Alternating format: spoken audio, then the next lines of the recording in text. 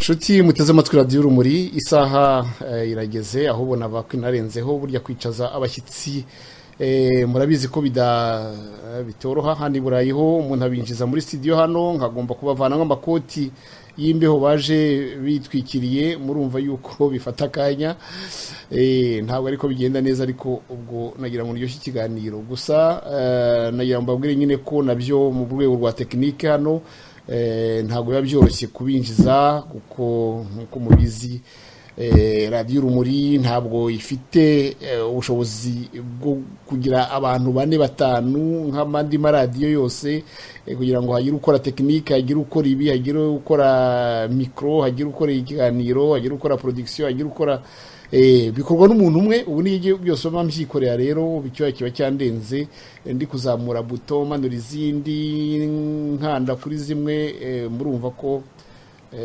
bitwara igihe ariko ubu ngubu turiteguye dushobora gutangira ikiganiro nabateguje ikiganiro nakiriye abatumirwa babiri abatumirwa navuga ko rwose ari abatumirwa b'intarumikwa muri societe civile biteguye kutuganira ku bibazo biriho mu gihugu cyacu ibibazo bya vubaha ibibazo biriho ibibazo bivugwa ibibazo biri guhangayikisha abanyarwanda muri iyi minsi hari ibibazo n'abayobozi b'igihugu cyacu barimo abayobozi bakuru cyane cyane ndetse n'abo mu ngabo aho bumvikanye muri iyi minsi bavuga amagambo ahabura abantu amagambo akura imitima abantu amagambo y'urwango amagambo y'amacakubiri ibintu rero ubundi bidakwiye mu bantu bafite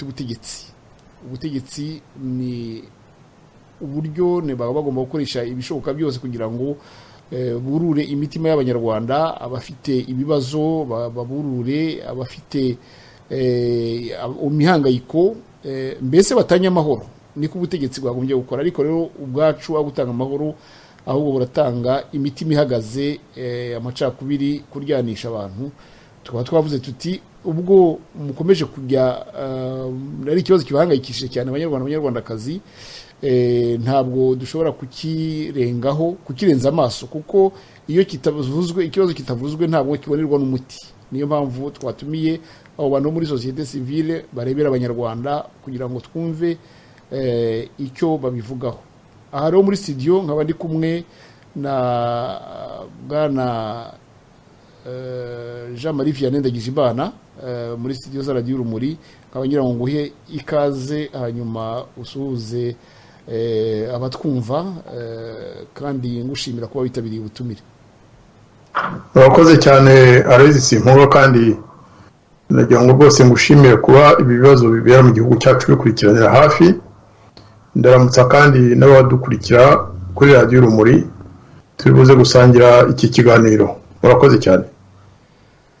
Reka nsuhuze na bwana Joseph Matata nawe nguha ikaze kandi ngushimira kuba witabiriye ubutumire bwacu wasuhuza abatwumva.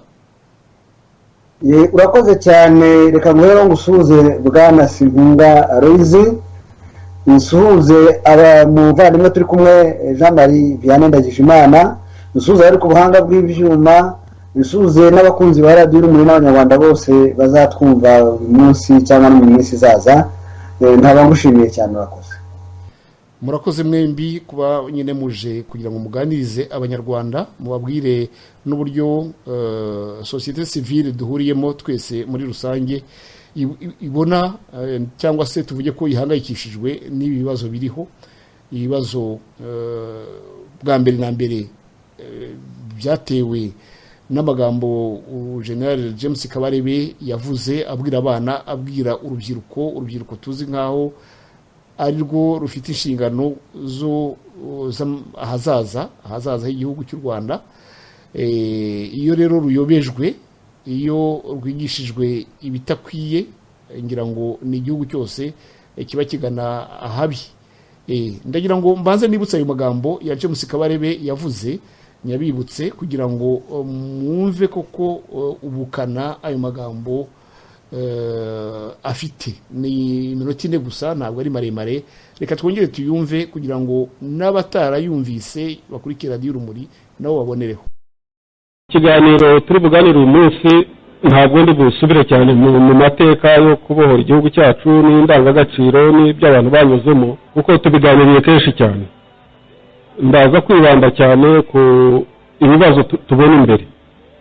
Ibibazo tubona imbere nuko twahangana nabyo. Turahangana na jenoside zindi zishobora no kuzaba.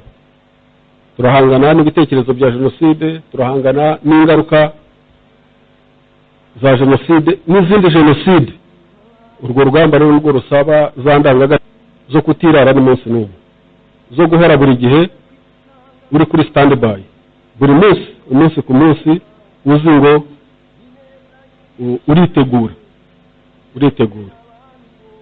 uritegura ku giti cyawe neza kugira ngo uzagire uruhare mu gihe gishoboka, uzagira uruhare kuko utiteguye niwagukeneraho uruhare rwawe ntaho yagukura, ntacyo waba uri cyo, ntacyo washobora. Iyo fezi yabo yo guhungabana yabayeho, baragenda. Ubu ariko fezi yo guhungabana kwabo isa naho bagenda bayivamo kuko iyo bagera bakintegratinga, niba bagiye mu makambi ya za Malawi, niba bagiye mu makambi ya za Zambia, niba bagiye mu makambi ya za Mozambique, niba bagiye za Lesotho na Zimbabwe, za South Africa, niba bagiye i Burayi ndetse no mu mashyamba ya Kongo, bagera aho ngaho bakiyadapta. Iyo bamaze kwiyadapta rero barashikama. Iyo bashikamye rero baruganizinga, noneho bagatangira bushya, bagapanga urugamba. Nyuma ya 94 bagiye muri za Kongo, abandi birukanka za Zambia, za Mozambique, hehe i Burayi, bafashe igihe kinini cyane cyo kuba disorganized, ariko ubu barashikamye. Hari generations zabyirutse nkuko namwe mwabyirutse, nazo noneho ziri mu position yo kuvuga ngo ubu ngubu tumaze kwiorganiza. Muri Mozambique nitwe dufite ekonomi yose, muri Zambia nitwe dufite ekonomi yose, amashuri turiga turatsinda. Nigeze kubona ikinyamateka cyo muri Lesotho batangaza ibizamini bya leta uko byasohotse muri uwo mwaka, uko amashuri yatsinze n'abatsinze. Nahereye ku mwana wa mbere, Nshimiyimana, Twagirimana, Twagirumukiza, ndende kugeza ku bana bageze 20. Ubwo mpita ngira gute, mpita mbyumva. None nabo nyuma y'imyaka 20 baramanika abana batsinze, ugasanga nibo gusa. Ibyo ntacyo byakabaye bitwaye yiba bari abana bazima batekereza neza. Ariko ikibazo ni uko imitekerereze yabo ari ababyeyi babo, ari yo gusenya igihugu. Ubwo urumva ni generations zigiye kugira gute guhangana. Hari mwebwe mwarokotse mufite igihugu, hari n'abandi nabo bamaze kwistabiliza, nabo bavuga bati ubu dufite imbaraga za ekonomi. Nk'ubu muri Malawi nibo bakontrola ekonomi, ubucuruzi, ubuhinzi. Mozambique nibo bakontrola ekonomi, ubucuruzi, ubuhinzi. Malawi nibo bakontrola ekonomi. South Africa nibo bakontrola ekonomi. N'ahandi na hose ni Burayi usanga bagenda bigurupinga mu rubyiruko rwabo. Nubwo igihugu nacyo kimobiliza, ugasanga bamwe bacitse mu bice gute babumbiye mu ishyirahamwe rya ARG. No kuvuga ngo n'abana bari mu mashuri barokotse jenoside yakorewe abatutsi. Abo bana rero nagira ngo ngewe nk'umuyobozi, umwe mu bayobozi bakuru ba Ibuka Bose Rengera Bose, ngire icyo mbibwirira ku byerekeranye n'ayo magambo babwiwe. Icyambere nuko ingengabitekerezo ya jenoside ni iki? Ingengabitekerezo ya jenoside ni amagambo y'abareyo. Nshuti muteze amatwi radiyo urumuri, ayo magambo twari dutangiye kumva turayagarukaho mu kanya, ariko ndagira ngo n'abatumirwa banjye tubanze tuvuge ku makeya kuri iki kibazo gikomeye cyane, aho umuyobozi wo mu rwego rw'umujyanama wa perezida wa repubulika akaba ari umwe mu bakuru b'ingabo, aho avuga aya magambo ayabwira urubyiruko rwa ARG. nkaba ngira ngo tutaza kubitindaho, nubwo tutaza kubitindaho cyane, ariko tugaruke kuri aya magambo twagiye tuganiraho, ariko tuzaganiraho kugeza igihe haboneka icyizere cy'uko abanyarwanda, abana b'abanyarwanda batazakomeza kuyobeshwa muri uru rwego n'abari bakwiye kubayobora. Reka duhere kuri Ambasaderi Ndagijimana Jean Marie Vianney, mubaze ikibazo ubundi dukunze kubaza iyo amagambo nk'aya ngaya avuzwe, aho Kabarebe avuga ati ngo impamvu ari kubabwira ari amagambo ngo ni ukugira ngo bategure ngo guhangana na za jenoside zishoboka. Ese aya magambo ye akumiriye za jenoside uko ubibona, cyane cyane abwirwa urubyiruko? Bwana Ndagijimana Jean Marie Vianney. murakoze cyane. Ngewe ibyo Kabarebe avuga ahubwo binyuranye n'ibyo mu by'ukuri ashaka kugeza aho bari abana. Tubanze dusobanure abo yabwiraga bari bo. Murabizi ko ARG ni umuryango uhuza abana b'abatutsi bacitse ku icumu rya jenoside. Ni ukuvuga ko iyo utari umututsi ntabwo ushobora kwinjira muri kiriya cyumba, kuko utashobora kuba membre wa ARG. Kabarebe arabizi, bari abana azi abari bo.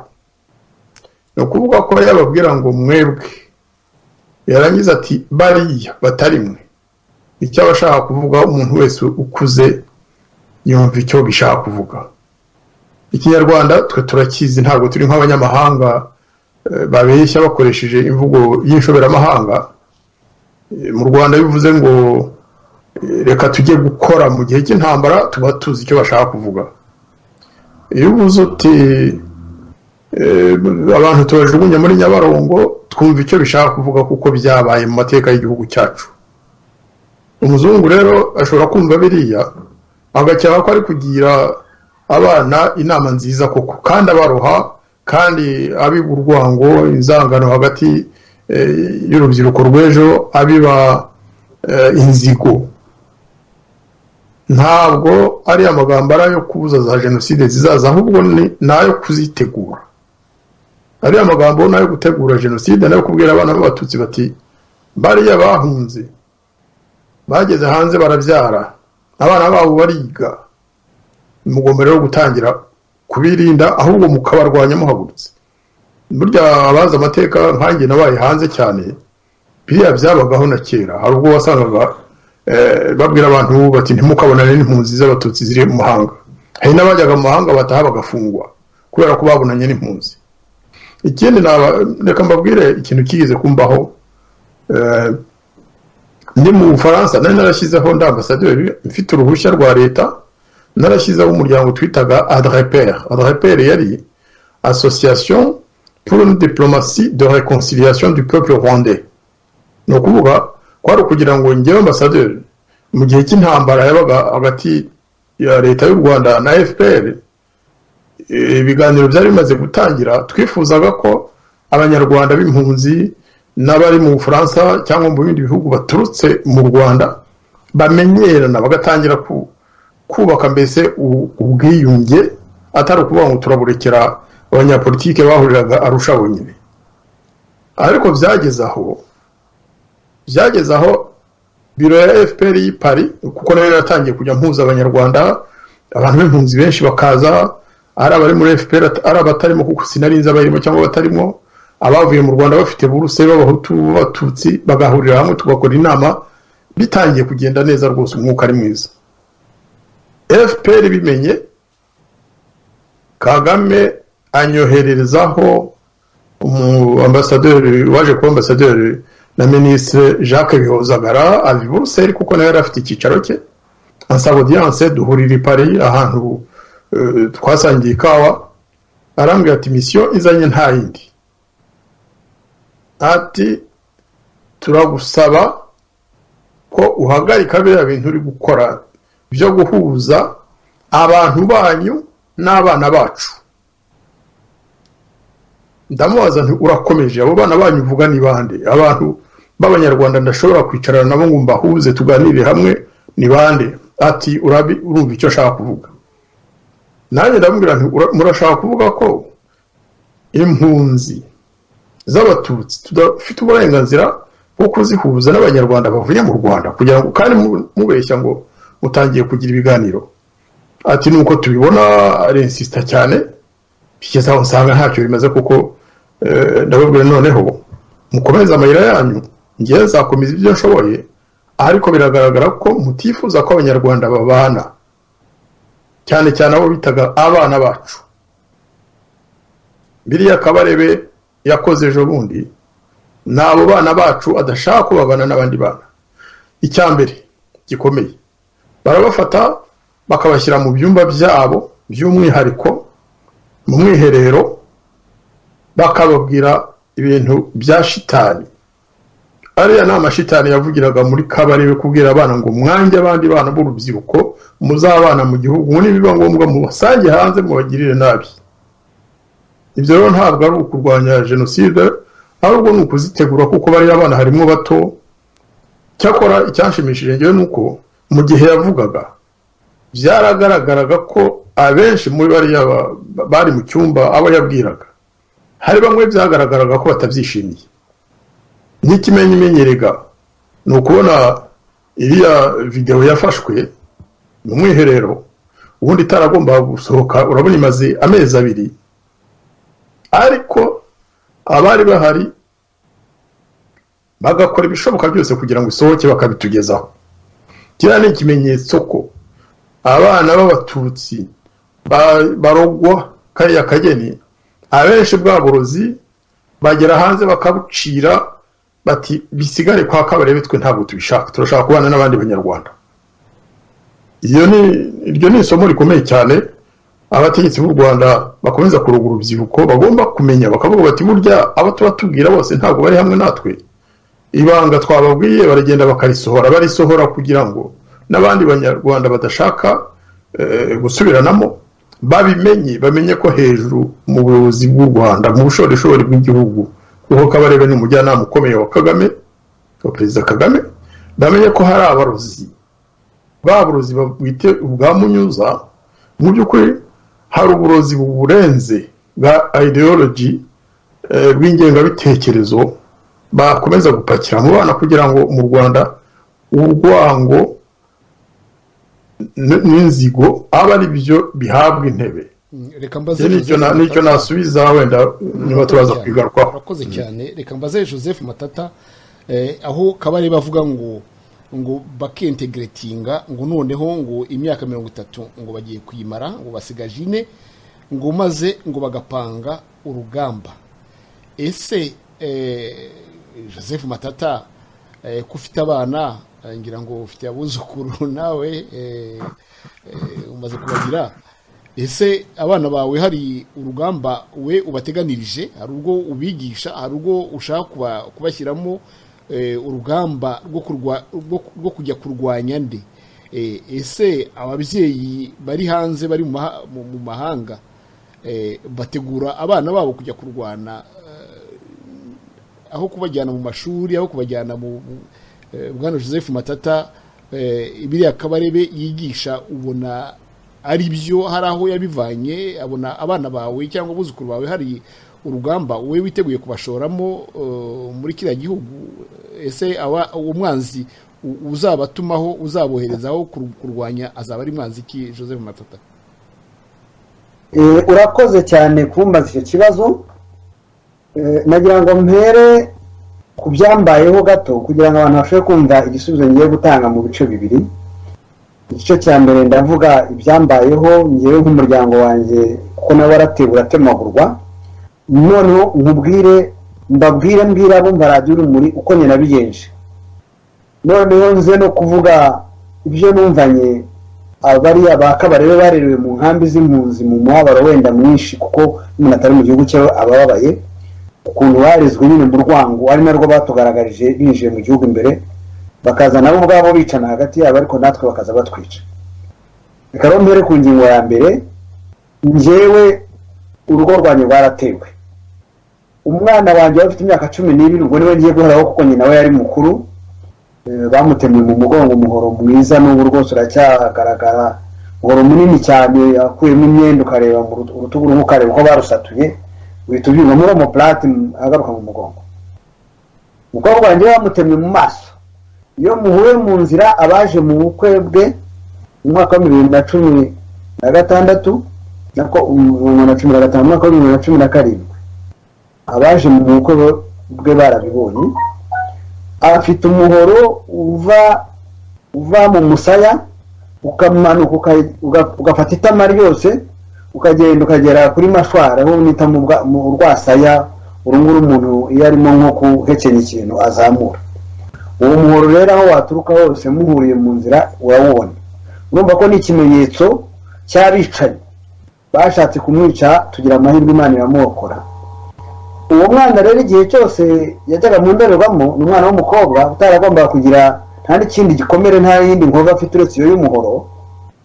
Umwana yarebaga mu ndorerwamo naba wenda murabutswe ko yirebyemo ntabwo ni mwana wanjye ntabwo ari abahutu bagutemye n'abicanyi bakomoka mu bwoko bw'abahutu ni ubundi bwoko twagize bw'abicanyi. Ubwo rero umwana byaramufashije nejo ubundi tumushingira bamwe mwari muhari na ijambo namubwiye nabivuzemo yuko yaragiye gupfa afite imyaka 12 ariko Imana ikinga akaboko. Urumva ko njyewe iyo ndera umwana wanjye mu rwango cyangwa umugore twashakanye nkamurera mu rwango ngakubitira agatoki ku kandi ntabwo byari gushoboka. Ikindi nakoze ngeze mu ntuza ntaye nabona n'umuryango wanjye ariko nzi kuriho uri Gahini warokotse. Nageze iwacu icyo nakoze nasanze abantu b'abaturage twari duturanye bamwe bambonye baribuka kubera ko bari bazi ibyabaye iwanjye. Ariko icyo nakoze umuntu wa mbere nahuye nawe muguye gitumo wenda atashoboye kwirukanka ngo anshike namuhaye 5,000 by'amanyarwanda ko nabimvuye hano mu bibiri gifite udufaranga. Ndagenda ngikayo nzabona ashoboye kubona bose nta muntu n'umwe twaramukanije ngo no kutagira ikintu mufashisha ko nabonaga bakeneye cyane baravuye mu byabo bari mu byo bita inkambi za zindi zikusanyirizo aho iperi yabarundaga. Ubwo rero ngiye icyo nakoze no kubafasha. Ntabwo rero nigeze nari mwe ngenda mvuga ngo nsanze urugo rwanjye bararuteye baratwaye imiryango n'amadirishya. Ngewe nagiye ndeba gusa ko hari abaturanyi bakihari ngashimishwa no kubona abantu twaze duturanye hari abo mbonye bakiriho ko nari maze kumenya ko n'inkotanyi nazo zazi zibatsemba cyane cyane aho za Kibungo za Byumba. Inkotanyi zishe umubare w'abahutu badafite abagore n'abatutsi bakubye inshuro nyinshi zirenga nka 20. Ariko icyo si cyo kibazo cy'iki kiganiro. Noneho rero urumva ko ngiye niko nabyifashemo. Hari n'abandi nabo bameze nkanjye babyifashemo gutyo. Ndibuka ko mu mujyi wa Kigali umuntu wese twahuraga twavuzaga induru tugashimishwa no kubona kiriho. Twe tumeze nk'abantu bari mu bwato bukarohama wajya kubona ukabona hari umuntu muhuriye ku nkombe z'uruzi yashoboye kurokoka. Nicyo kintu cyaduhuzaga abahutu abatwa n'abatutsi mu mujyi wa Kigali. Nta muntu n'umwe wari wakazana ibintu byo gufunga byo gufureka ibyo bintu by'inzangano nta n'uwavugaga jenoside. Umuntu yashimishwaga nuko abonye umuntu yarazi kuko kubona umuntu wari uzi byari nko kubonekerwa. Urumva ko nasubiye i Kigali tariki ya 22 z'ukwezi kwa karindwi. Ubwo rero ngarutse no ku ruya rwango kabare barimo kubiba mu rubyiruko. Naje kuganira n'abantu babaye Bugande babaye mu nkambi. Bugande havuye abatutsi b'amoko abiri.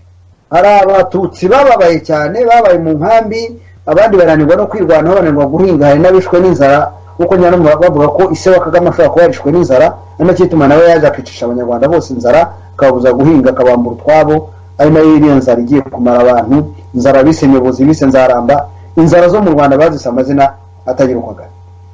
abo bantu babaye mu nkambi aribo ba Kagame ba Kabarebe wenda n'abandi babaye mu nkambi babayeho mu rwango rubi mu buzima bubi baho mu rwango navuga babayeho mu muriro utazima uwo muriro utazima n'ubu nturabavamo batashye mu Rwanda bafite urwangano bafite urwango ruteye ubwoba baza bafite umujinya bafite ibintu bimeze nk'ibiruru nakwita n'ibisazi kuko ibintu bakoze ni ibintu by'abasazi ntabwo ari ibintu by'abantu bazima noneho rero hari abatutsi bageze mu Bugande baba mu ngo zabo bashobora kwirwanaho bajya mu bucuruzi abandi bajya mu kazi abandi baradoda abanyabukorikori n'iki aribo barimo Dahise wa Karenzi ngo wari ufite icapiro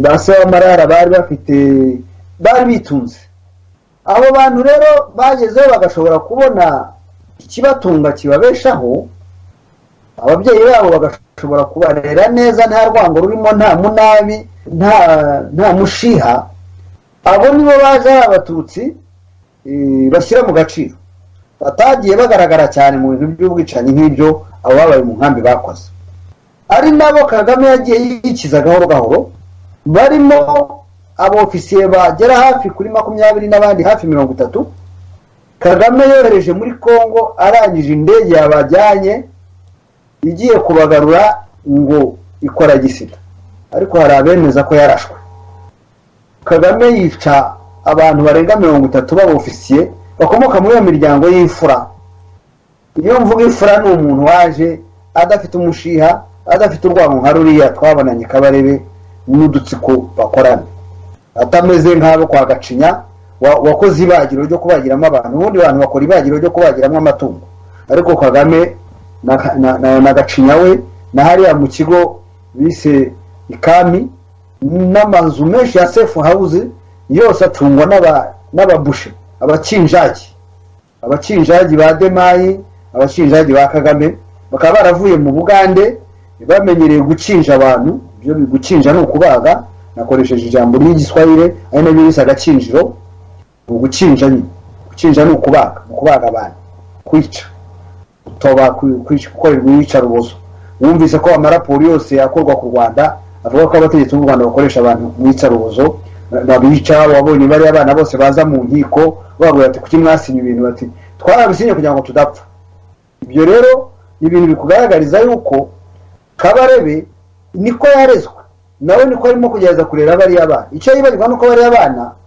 bakomoka mu Rwanda ababyeyi babo bari abatutsi babanye n'abahutu abo bantu bo ntabwo ushobora kubazanamo indwara ya muraramo ushobora kubazanamo biriya bisazi ngo babyeme kuko n'uwo wenda basize afite amezi 2 cyangwa akarerwa na nyina wabo wabaye mu Rwanda wakayibana no kwa Habyarimana bazi neza nubwo hari igihe ubutegetsi cyangwa bamwe mu bategetsi bibasiraga abatutsi ariko abaturage abanyirizina ntabwo bigeze bahaguruka ngo bajye gutsemba abavandimwe babo uretse ejo bundi Kagame amaze guhanura indege akaba yarategura interahamwe ari nazo zisha abantu ntabwo abaturage benshi babandi bahinga batabira ibijumba nta baturage benshi bahagurutse ngo bajye kwica bagenzi babo b'abatutsi ahubwo mu nterahamwe zari zivanzemo n'abatekinisiye ba Kagame abo ngabo abacengezi ba Kagame n'izo nterahamwe za MRND nibo bonyine bari bake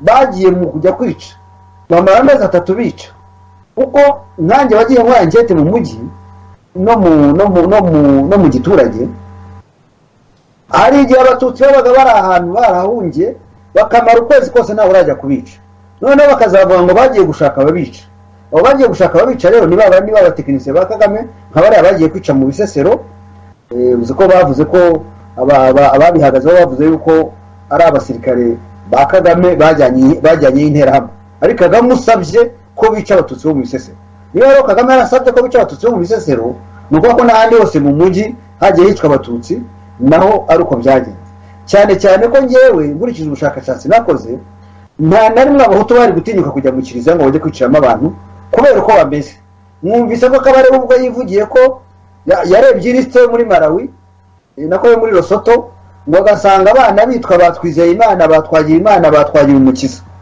ni ukuvuga ko abo bantu b'abahutu aho bagiye hose aho baciye hose bakomeje kwita abana babo babitirira Imana kubera ko bayemeraga. Ari nacyo gituma bwa mbere mu mateka y'u Rwanda hari abantu b'interahamwe bagiye kwica mu Kiliziya, nkeka ko bitari gushoboka iyo hatabamo abantu b'inkotanyi. Ibi ndabihera yuko nanjye ku giti cyanjye nkiri umwana ufite imyaka 759 twari dufite ishusho ya Bikira Mariya yabaga hariya kuri Rond-Point hariya haruguru ya Sainte Famille ya Paroisse ya Mutagatifu, umuryango Mutagatifu, hariya kuri Rond-Point y'i Kigali rwose. Iriya ni nayo Rond-Point ya mbere bubatse bwa mbere mu Rwanda, hariya hegereye Primori ya Kigali. Ishusho rya Bikira Mariya ryari rihari, abarunari bararimennye muri 59 turi abana tujya kureba barisiga ibintu bimeze nk'amaraso cyangwa irangi ritukura. Ntabwo nzabyibagirwa n'umwana w'imyaka 7. Nibwo bwa mbere nari mbonye abantu bamena ishusho. Nuko ko abantu batinyuka kumena ishusho babonye nyiraryo, babonye umuntu warishyizeho cyangwa uhagarariye iryo dini ryarishyizeho bari kumwica.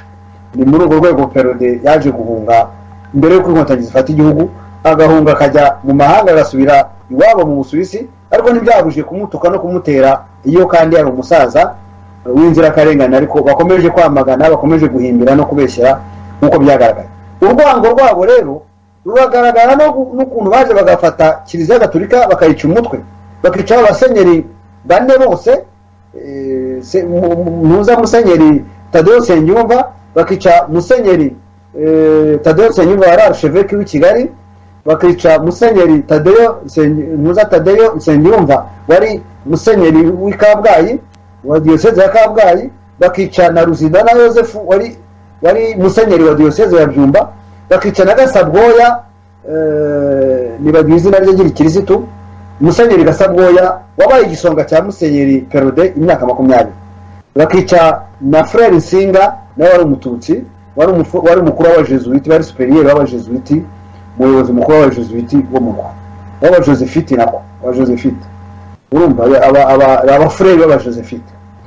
Ibyo byose birakwereka ko urwango bararuzanye, bararugaragaje kuva bagera mu Rwanda, bica abantu, bica abapadiri bose bo muri Diocese ya Byumba bose barapfuye, barimo na wa mu-Espanyol witwa Vermajo.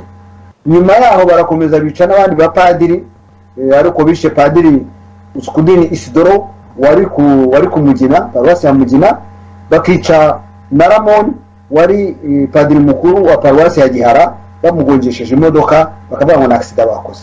Ibyo byose ni bikugaragariza ko bavanye mu Bugande umujinya, ari n'abatumye bica Rwigema, kuko Rwigema we yari yababwiye ko baje kubana n'abandi. Rwigema rero basobanuye ejo bundi mu buhamya bwiza cyane twahawe na Major Mupende Michel, yasobanuye ko Rwigema bamwishe tariki ya 2 kandi ko abantu bamwishe ari abantu ba Kagame yari yacengeze mu Murinda, bakaba baramurasa isasu mu Gakanu. Bigaragara yuko yishwe na bagenzi be, ntabwo ari amasasu yaturutse mu Afari kuko nta ntambara yari yabaye uko tubisobanurwa n'abari bahagaze. Bigaragara rero ko Kagame n'agatsiko ke k'abicanyi bakomeje kuyogoza u Rwanda bagize imitako, imirambo ikaba yarabaye imitako mu Rwanda, umutekano ukaba warabuze, ari nabyo barafinda ukomeje gusobanura mu kanya muri video irimo gucecekana guhera uyu munsi. Ibyo birakugaragariza ko bari abavandimwe bacu bavuye i Bugande, bavuye muri ibice bibiri. Icyo gice gikomeye rero cya Kabarebe na Kagame nabo bari kumwe basangiye inzigo, basangiye urwango, nako kaga bamaze kubona ko bamaze gusaza, barimo kugira ngo barage bashake inde kipe bafaburike, ibyo bita ngo gufaburika, bafata uruganda bongere bacure indi kipe y'abajenosideri bazakora mu minsi iri imbere. Numva nabampagarariye aho ngaho. Urakoze bwana Matata Joseph. Hari ahantu huje imibereho y'abantu bari muri FPR bafite umutima mubi w'urwango no gushishikariza abana ko urwango n'ubwicanyi, uti ahubwo ni urwango nyine rukomoka kuri iyo mibereho yabo. Ubihuza nyine urwango ruhuza n'imibereho. Mpita ntekereza kuri ijambo nyine turi kuganiraho rya Kabarebe, aho avuga ati ati abo bana nibo bakontorora ekonomi cyangwa se abo bantu bari mu mahanga nibo bakontorora ekonomi muri za Mozambique ahandi ni Burayi. Ni ukuvuga yuko bo ubutunzi niyo mpamvu bashobora kuba ariyo mpamvu bageze mu Rwanda bakiba, waba ari umutungo w'igihugu bakagira uwabo, waba ari umutungo w'abandi banyarwanda bakawugira uwabo. Bazi yuko ubutunzi ari cyo kintu cya mbere gituma ugomba kugira imbaraga ku bandi bantu, kandi ko ubutunzi bwabo ari ubwo gushyira mu ntambara no kujya gusenya no kujya kwica. Akaba ariyo mpamvu bafite ubwoba bw'uko abanyarwanda bari hanze bisuganya bakakora ubucuruzi bakiga kugira ngo ubuzima bwabo buzazamuke. Ndagira ngo mbaze Ambasaderi Ndagijimana Jean Marie Vianney wenda mu magambo avunaguye, niba Kabarebe bari abana ashishikariza kujya kwica no kwanga abandi bari mu mahanga, ese byaba ari uko abo bana bakeka yuko uwo mutungo nibamara kubica cyangwa se babanze uwo mutungo wabo bazawubanyaga, bazawubambura? Hari ikibazo gikomeye cyane cyaba ari abantu bajyana urwango baruhuza n'umutungo. No umutungo yewe sinavuga ko ari umutungo, ahubwo navuga ko ari irari ridashira ry'ibintu, ndetse umuntu akaba yanabihuza nuko bakenesha abandi. Ni ukuvuga ko biriya bintu byose bari gukora mu Rwanda se byo gukenesha abantu no kubi mu mashuri n'ireme ry'uburezi bishobora kuba bifite isano, bifite ndetse n'isoko muri iyo ngengabitekerezo ya James Kabarebe, bwana Ambasaderi Ndagijimana Jean Marie Vianney? Ni ikibazo cyiza cyane. Ndagira ngo wenda singaruke kuri Kabarebe cyane mu magambo ye, ahubwo mbagaragarize ko imvugo nk'iriya atari we wayihimbye. Ahantu hose hagiye haba ubwicanyi ndengakamere bwibasira ubwoko cyangwa bwibasira inkomoko y'abantu muri rusange, bibanzirizwa n'amagambo nk'ariya. Mu Rwanda byarabaye rwa kera na FPR itaragera. Muri za 1991 na 2 hari amashyaka amwe namwe yadutse mu Rwanda yibasira abatutsi. Wabaza utariko ni kuki mushaka kwibasira ubwoko bumwe, mukavuga ko ndetse bagomba no guca mu mayira ya bugufi kugira ngo bave mu Rwanda? Bakavuga baterega sibo gusa, bati Habyarimana perezida ahubwo niwe wabaduteje. Ese yababateje ati reba ubukungu bw'igihugu bwose bwihariwe n'abatutsi. Iyo mvugo yabayeho n'ubu hari ababivuga, bivuze ati wenda abatutsi barahejwe muri izi nzego zinizi. Umuntu akabari akakubwira ati ariko Habyarimana yari yarabahaye ubukungu bwose. Nta bukungu yari yabahaye, bashatse uburyo baracuruza, barakira, barorora, nuko bigenda. Iyo umuntu abujijwe amayira amwe namwe ashaka ahandi aca. Kabarebe kuvuga ngo abana b'impunzi bariga, none se yifuza ko bagenda bagacupira? Nicyo gitekerezo afite mu by'ukuri. Ntabwo twifuriza kumererwa neza, ntabwo yifuriza abana bacu kubaho neza ngo bige bunguke. Mu Budage, aho ndavuga nakoresha ijambo umunyamabanga mukuru wibuka bose bwana Emery Nshimiyimana yakoresheje, yaravuze ati Kabarebe biri yavuga nibyo umuntu witwaga Goebbels wari ideologue w'abanazi nawe nibyo yirirwaga yigisha urubyiruko, naho yajyaga hose yaregaga abayahudi ko bafashe ubukungu bw'igihugu bwose. Ahantu hose bashaka kwicisha abantu bahimba ibintu byatera ishyari abandi badahuje ubwoko nabo ngabo. Mu Budage bati abayahudi ubukungu bwose nibo bufite mu maboko yabo.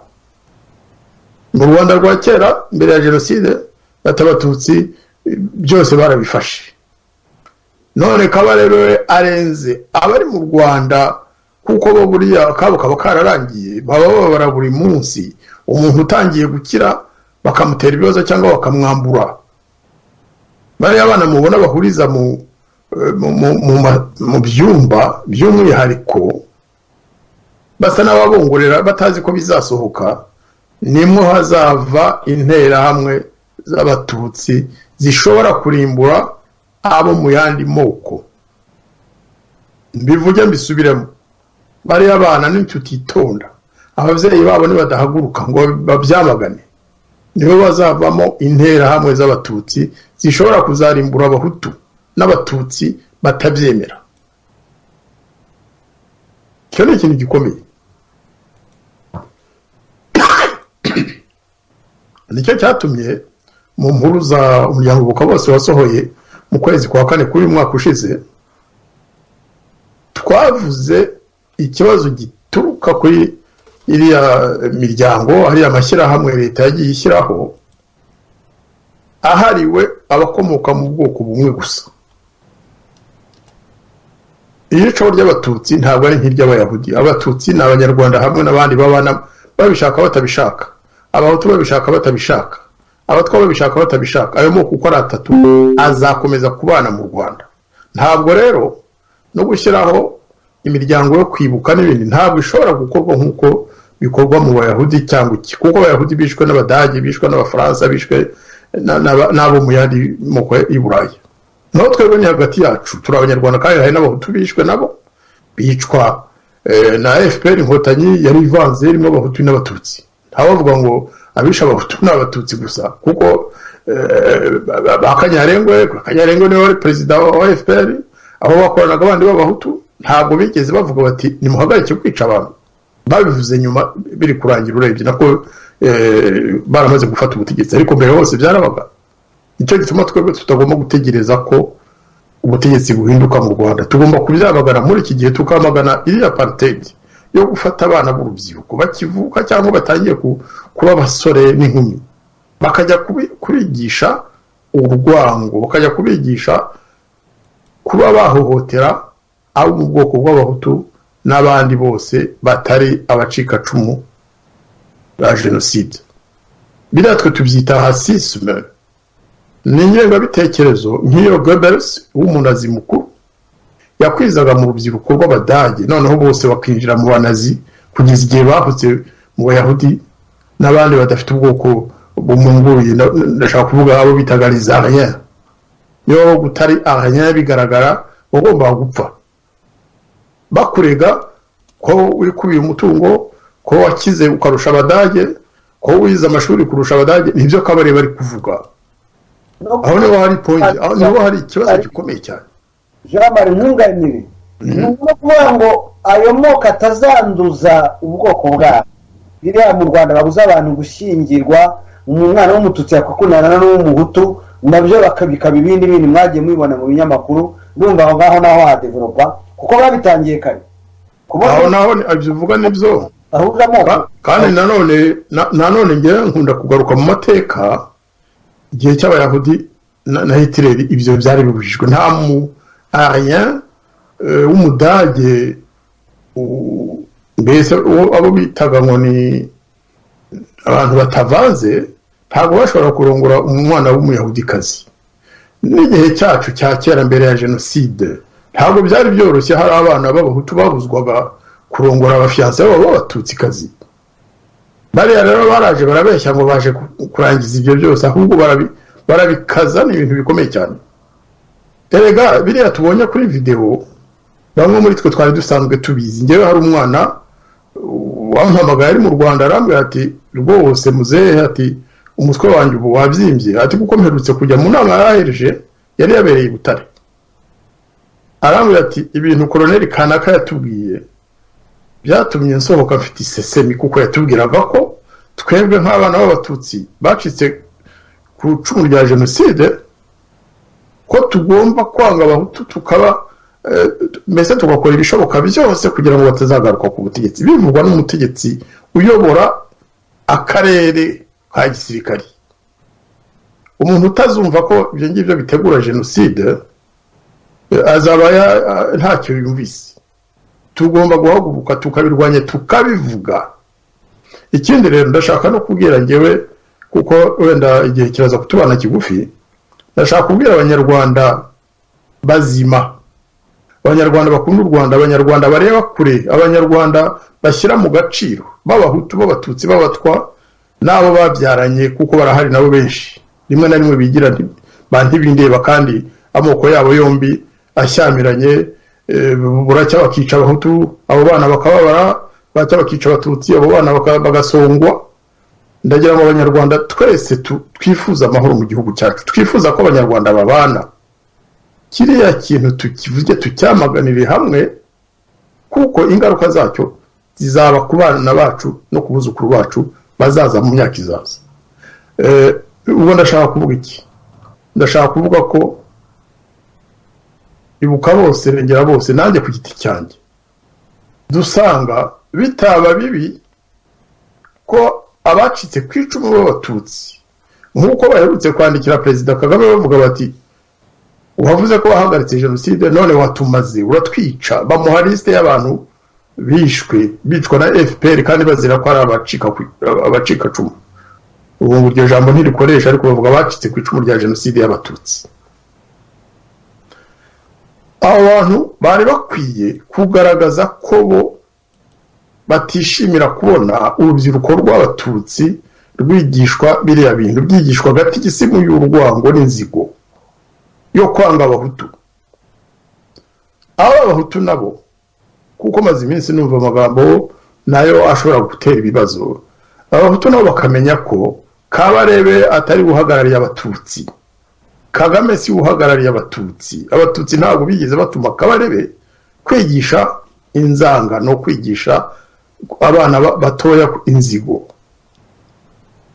Bagomba gukoresha amagambo nayo atongera ku byo Kabarebe yavuze. Ntibavuge ngo ariko ngo abatutsi ngo nabagome, ngo abatutsi ngo banga abahutu. Ntabwo ari byo, kuko biriya bintu mwarabibonye, abana bari muri kiriya cyumba ubwabo ntabwo bari babyemeye.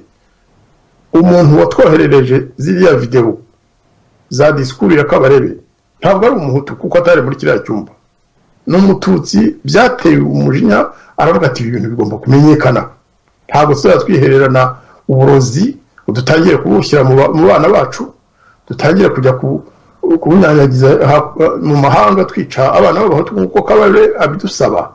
Byatanzwe, byasohowe n'umuntu w'umututsi wari ufite iriya video, noneho adufasha kubibona kugira ngo twumve ibera mu gihugu cyacu. Ibintu nka biriya ntibigatume ahubwo tugwa mu mutego wo kwangana. Tugomba kubibyaza. Ndagira ngo ububoneze kurushaho. Ejo kuri radiyo Urumuri hakunyuzeho ikiganiro wagize uvuga ku byerekeranye na jenoside, intangiriro ya jenoside, ukuntu bagoreka bavuga ngo jenoside yatangiye tariki ya 1 Ukwakira 1990. Turabigarukaho, ariko ukiri aho ngaho ibyigishwa bari abana muri ARG, ndagira ngo kuko watubwiye no byerekeranye n'amategeko nyine, ndagira ngo ubihuze n'ibi byo gufata mu gihugu ibintu bitahuje n'itegeko nshinga ndetse n'andi mategeko, maze bagakora amashyirahamwe yibumbiyemo abantu bashingiye ku bwoko. Ibyo bintu itegeko nshinga ry'u Rwanda ryabibuza, amategeko yandi yose yo mu Rwanda arabibuza agenga amashyirahamwe, ariko mu Rwanda byarakozwe, biremerwa, iriya leta nyine ibishyiraho, irabyemera kandi ibikora ku ruhande rumwe, akaba nta yandi moko yakwibumbira hamwe, ahubwo abuzwa n'uburenganzira bwayo bw'ibanze. Icyo kintu ntabwo ari iyo soko ya biriya byose. Ndagira ngo numve icyo ubitekerezaho nk'umuntu uharanira uburenganzira bw'ikiremwamuntu kandi wa societe civile, ariyo amashyirahamwe agomba kwibumbiramo. Ese ubona ari amashyirahamwe aje akatubwira ati ndashaka kuba umumambre cyangwa se umunyamuryango wa CCSR, CCSR ubundi amategeko yayo arabibuza, ntabwo dushobora kwemera amashyirahamwe ashingiye ku bantu b'ubwoko bumwe. Kuki mu Rwanda babyemera kandi bidahuje n'amategeko? Ambasaderi Ndagijimana Jean Marie Vianney. Mu Rwanda ntabwo babyemera gusa, ahubwo barabyorora.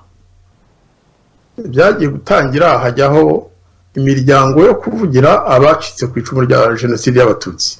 Ubundi byagombye kuba igitekerezo cyiza, ariko ntibavuge ngo hazajyamo abatutsi gusa. Ntabwo ibuka yagombye kuba iy'abatutsi gusa, avega ntabwo yagombye kuba iy'abatutsi gusa, kiriya kigega farge ntabwo cyagombye kuba icy'abatutsi gusa, niyo bavuga bati kizafasha abatutsi gusa. Ariko simbona igituma abajya mu nama zabyo bagomba kuba abatutsi gusa niba ntacyo bahisha. Aho ngaho niho tuvuga nyine ko hari apartheid yashyizweho na leta y'u Rwanda. Twe dusanga apartheid ariyo mvano ya biriya byose, kandi apartheid ntiyizanye, ni leta yayitekereje, irangije iyishyira mu bikorwa.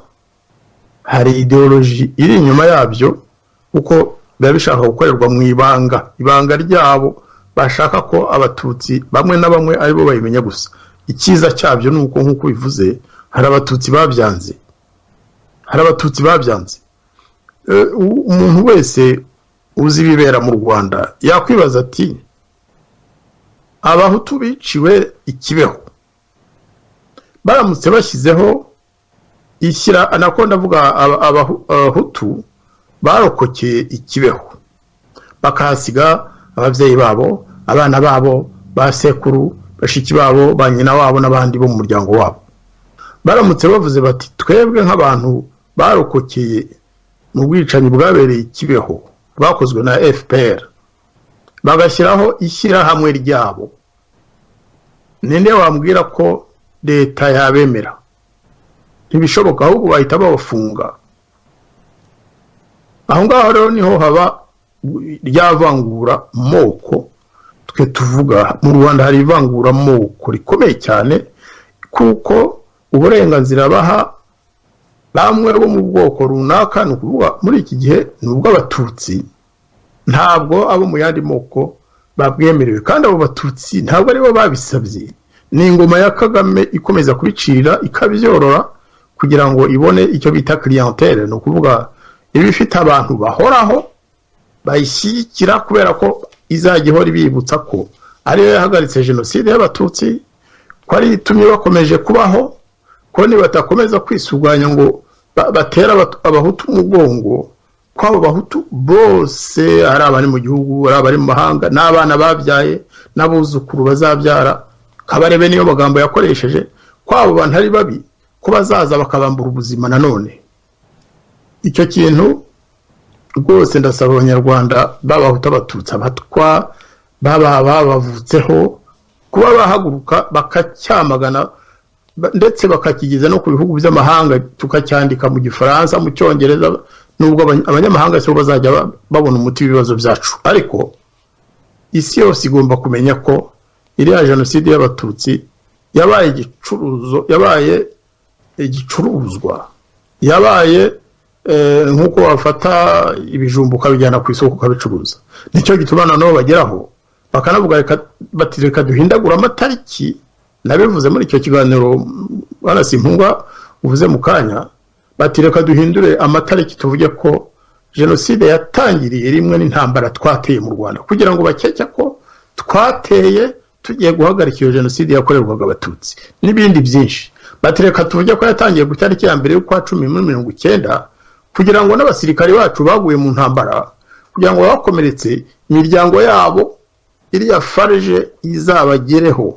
Kandi niko byagenze, kuko iriya farge ifite ibibazo byinshi byaho umutungo wayo ugana, ntabwo uhabwa abatutsi barokotse jenoside mu by'ukuri. Uragenda ntaguciye mu ijambo ukivuga kuri iyo ntangiriro ipfuye igoretse ya jenoside, ndagira ngo nkunganire, ngira ngo mbwira abatwumva yuko iriya ni uburyo kuyobya, kwimura iyo tariki y'intangiriro ya jenoside, ni uburyo FPR yahisemo bwo kwikuraho icyaha cy'uko ariyo yatangije jenoside, kuko jenoside yatangijwe n'iharurwa ry'indege ya perezida Habyarimana na perezida w'u Burundi. Icyo nicyo cyayitangije, biranditse, biri mu mategeko, biri mu mabwiriza, biri mu ahantu hose jenoside yatangiye tureba. Kuki bumva ko bashobora kuzikuraho icyo kintu cyo kuba barahanuye indege ya perezida Habyarimana? Bumva ko hari umuntu bazabibeshyeshya yuko jenoside yatangiye nyuma y'ihanurwa ry'indege ya Habyarimana kugira ngo urwo rubanza barwivaneho. Aho ngaho ngira ngo baribeshya, Ambasaderi Ndagijimana Jean Marie Vianney. Baribeshya cyane kuko n'uwaba yavutse uyu munsi ashobora gufata ibitabo byanditswe, bafata resolution, ukuvuga ibyemezo bya Loni ku byerekeye intambara yabaye mu Rwanda. Nta na hamwe uretse mu mategeko ashyirwaho na Perezida Kagame nabe, nta na hamwe uzasanga ko jenoside yatangiriye mu kwa 10 muri 1990.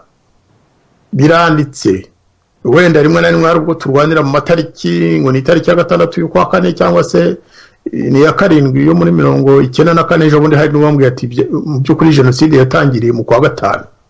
Arambwira ati twebwe Butare jenoside iwacu yatangiye aho biciye prefet, aho batangiye nyine, aho sindi kubwabo bavuze ngo mujye gukora, mwese mujye gukora. Ariko jenoside, bavuga jenoside ni mu Rwanda hose, ntabwo yabereye umunsi umwe, ariko hari aho yatangiriye koko. Ariko rero hakaba n'izindi jenoside wenda zabaye na mbere hose, kuko FPR nubwo yagerageje kubibuza, ariko jenoside y'abahutu izageraho yemerwe byanze bikunze. Umuntu wese ukunda abanyarwanda bose kimwe, umuntu wese uzi amategeko, uzi icyo jenoside bivuga, azageraho yemeze ko n'abahutu bakoreje jenoside, kandi si abahutu babitangiye, hari n'abatutsi bahunze muri FPR baje bayivuga bati twari twarashyizeho gahunda ya Fragia. Uwa mbere wabyanditse akabisobanura, agasobanura strategy n'imikorere uko byagendaga, ni Major Furuma. Furuma ntabwo yari umuntu usanzwe, yari instructeur, yari inspecteur mu gisirikare cya FPR. Ntabwo rero yaje avuga ngo arabivuga kubera ko yanga abatutsi, nawe yari umututsi, yari n'impunzi muri Uganda. Furuma bivuga ko mu by'ukuri nubwo tutabigarukaho uyu munsi jenoside y'abahutu, ariko iriya situation kuba barashyizeho apartheid mu gihugu cyacu ni ukugira ngo ubwoko bumwe bube bwabasha gutegura ikintu kibi bugikore ubundi bwoko bwo gituma utabizi, butazi yo buturutse. Gufata abantu ukabafungirana mu cyumba ukababwira ari amagambo, biragaragara ko haba hari ikindi kihishe inyuma, nkuko na mbere hari ubwo byabaga. Ariko rero biriya twebwe ntitugaruke no kubyabaye kera, duhere kubiri kuba muri iki gihe. Iriya apartheid tuyirwanye. Igihe twasohoye impuruza nyine yo guhatana na apartheid, twe byaradutangaje kuko twabonye hari bamwe babiretse birahita, ntibavuga icyo babitekerezaho. Ariko ubu rero iriya video ya Kabarebe iratwereka ko ikibazo cya apartheid twashyize mu majwi ari ikibazo gikomeye cyane, kizazana intambara muri kiriya gihugu. Bari abana abasohoye iriya video ndabashima, abatugejejeho iriya video ndabashima, bigaragaza ko batishimye ko biriya bintu biba. N'abandi bose batangiye kubishyira mu majwi bakomeze, kuko u Rwanda rwaba ruri ku mupromoko uyu nguyu uzatujyana mu rwobo rukomeye tutazavamo. Kandi rero ikindi Kabarebe bagomba kumenya ni umusirikari yego, ariko hari n'abandi bato b'abasirikari Kabarebe atera hamwe n'abagenzi be batera u Rwanda. Kabarebe yari muto. Bari abana rero avuga ngo babonye amanota meza, yifuza ko batsindwa mu by'ukuri, nabo bashobora kuba abasirikari. Amagambo nkariye niyo atuma n'abantu bageraho bakavuga batariko igihugu cyacu koko tubaye ibicibwa, ni kuki twebwe tutashyiraho igisirikare natwe ngo tugifate, nk'uko yabwiye bari abana ngo iki gihugu ngo ni cyacu twaragifashe. Abwira abana bake yashyize mu cyumba abaganiriza, abigisha urwango ngo iki gihugu ni cyacu twaragifashe, tugomba kukekura. Ahubwo bariya nabo bari hanze tugomba gukora ibishoboka byose ngo tubabuze kuba bagaruka ngo bongere bakora jenoside. Barashaka kuvuga iki? Arashaka kuvuga ko abo bana bose bari hanze ari abajenosideri mu buryo bushoboka ko ababyeyi babo babigishije jenoside, kandi abanyarwanda bose b'impunzi ntabwo ari abajenosideri. Ni bya bindi wa wundi yavuze ati bafata kasha ya jenoside bakayisiga ku bahutu bose, bakayisiga ndetse no ku bahunze b'abatutsi, abo bita ibigarasha, nabo ubu ngubu bahindutse abajenosideri, bahindutse abateroriste. Rwose aho hantu tuhumve, wenda ibiganiro tuzakomeza kujya tubikora, tugomba no gutegura amabarwa, tukandikira uyobora Kabarebe kugira ngo tuze kubireba nyuma.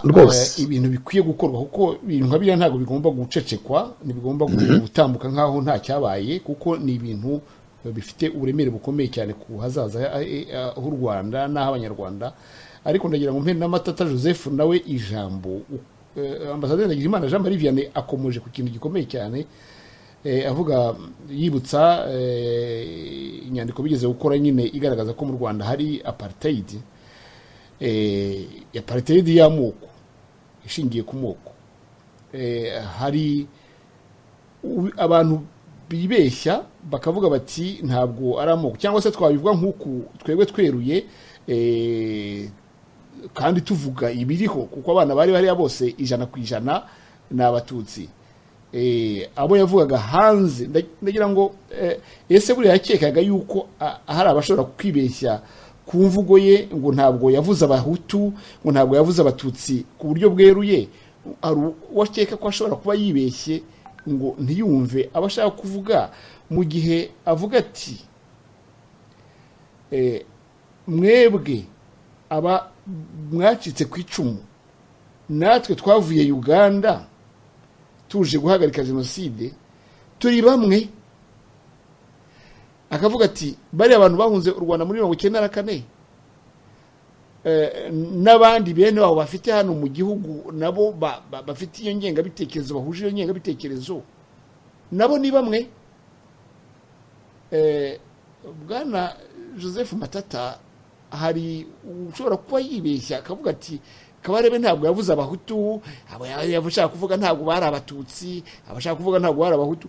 Ese wowe ubona iyo myumvire abantu bayumva bate, Bwana Joseph Matata? Urakoze kumbaza icyo kibazo, ndagira ngo nongere mbisubiremo kandi byumvikane neza. Ntabwo Kabarebe ari umucikacumu, Kagame si umucikacumu, kuko nta cumu bari bariho ngo bacikeho, ahubwo bazanye amacumu. Ariko avuga yuko ari umwe nabo bacikacumu. Ntabwo ari amagambo ngiye mpimbye, nayo Kabarebe yivugiye, ahubwo ati twebwe tugomba kwishyira hamwe tugaharanira inyungu zacu, turi bamwe, ari mwebwe mwakorewe jenoside, mwarokotse jenoside, natwe twaje tubarokora, turi bamwe. Ndagira ngo rwose nsobanure ko Kabarebe yarababeshye, kandi si bwo mbere yabeshya. Kabarebe yarababeshye. Kagame nabo bazanye bavanye Bugande, cyangwa bavuye mu Burundi, cyangwa bavuye muri Kongo, bahamaze imyaka n'imyaka bariyo, babavukiyeyo, ntabwo abantu ari abacikacumu, ntabwo bacitse ku icumu, ko ntaryo bari bariho, nta n'uwari batunze. Bo baje bameze nk'abakoro, baje gufata igihugu, bayoboye nyine nk'igihugu cyafashwe bugwate. Noneho urupfu rw'abanyagihugu bari imbere mu gihugu, Abatutsi cyangwa Abahutu cyangwa Abatwa, ntacyo rubabwiye. Ari nacyo gituma ubona bica Abahutu, bakica Abatutsi, bakica n'Abatwa. Ari nacyo gituma uriya mwari Diane Rwigara yabandikiye ibarwa babaza impamvu bavuga yuko bahagaritse jenoside, noneho bakaba barimo gutsembatsemba n'abayirokotse. Ibyo byose birakugaragariza ko Kabarebe ni umubeshi, kuko iriya ngengabitekerezo yigisha yo gukora jenoside z'ubutaha, abeshya ngo hari zizaba, ariko izizaba nibo zizaba ziturutseho, kuko n'iriya yabaye muri 1994 nibo tuyikesha. Abantu baramaze gusinya amasezerano, babonye ibintu byose basaba rusha, babonye ingabo 40%, babonye za ministeri n'ibiki byose, n'imyanya mu nteko ishinga amategeko.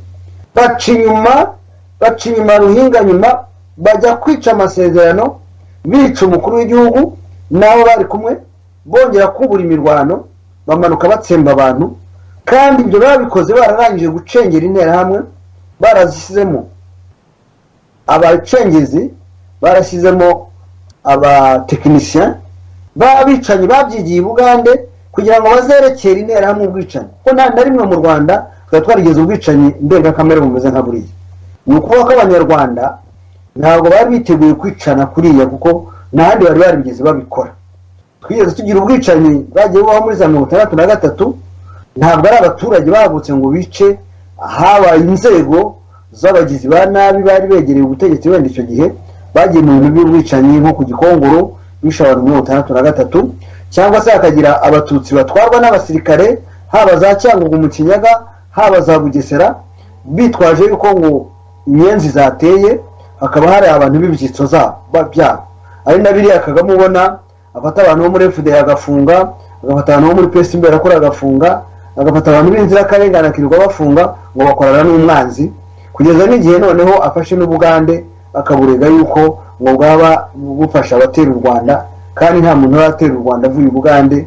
Yewe nari yavuga abantu bavuye muri Kongo baratera, nabyo akenshi byari ibintu by'amakinamico, kuko bari aba FDL n'abandi bose uretse FRN yonyine niyo yavuze ko yateye, ivuga ibitero yateye, ariko abantu bo muri FDL akenshi babavugiraga ibitero bo batashoboye no gusubiramo, batazi n'igihe byabiri. Cyo rero navugaga hano iki Kabarebe yabeshye bari abana, ahubwo nasubiye mu magambo ya Munyandinda wavuze ati mbwira urubyiruko rw'abana bacitse ku icumu bibumbiye muri ARG, ni ukuvuga Association des étudiants de rescapés du génocide, ni ukuvuga abanyeshuri barokotse jenoside bakaba ari abanyeshuri, akaba ari ishyirahamwe ryabo ry'abanyeshuri. Yavuze ati nta mfubyi zari kubaho iyo ba Kagame, ba Kabarebe, ba Kayunga na ba Charles Karamburi abagiye kuba ambasaderi muri Tanzania, n'abazava yakoze amarorerwa bazamucungira hafi, iyo batica amasezerano yarusha ngo baduteze jenoside. Kabarebe yagize uruhare mu kubagira imfubyi, none arashaka kubicisha namwe mu ntambara z'urudaca ngo abajyane namwe muzapfe mukurikira ababyeyi banyu, bityo nta muntu uzasigaraho kubara inkuru cyangwa uzagira icyo ababaza. Igihe kera bazaba bamaze gufatwa yuko aribo baduteje jenoside, kuko n'ubundi jenoside ntiyari kubiho hatabaho intambara, hatabaho no guhanira indege y'umukuru w'igihugu yaguyemo abaperezida babiri b'abahutu.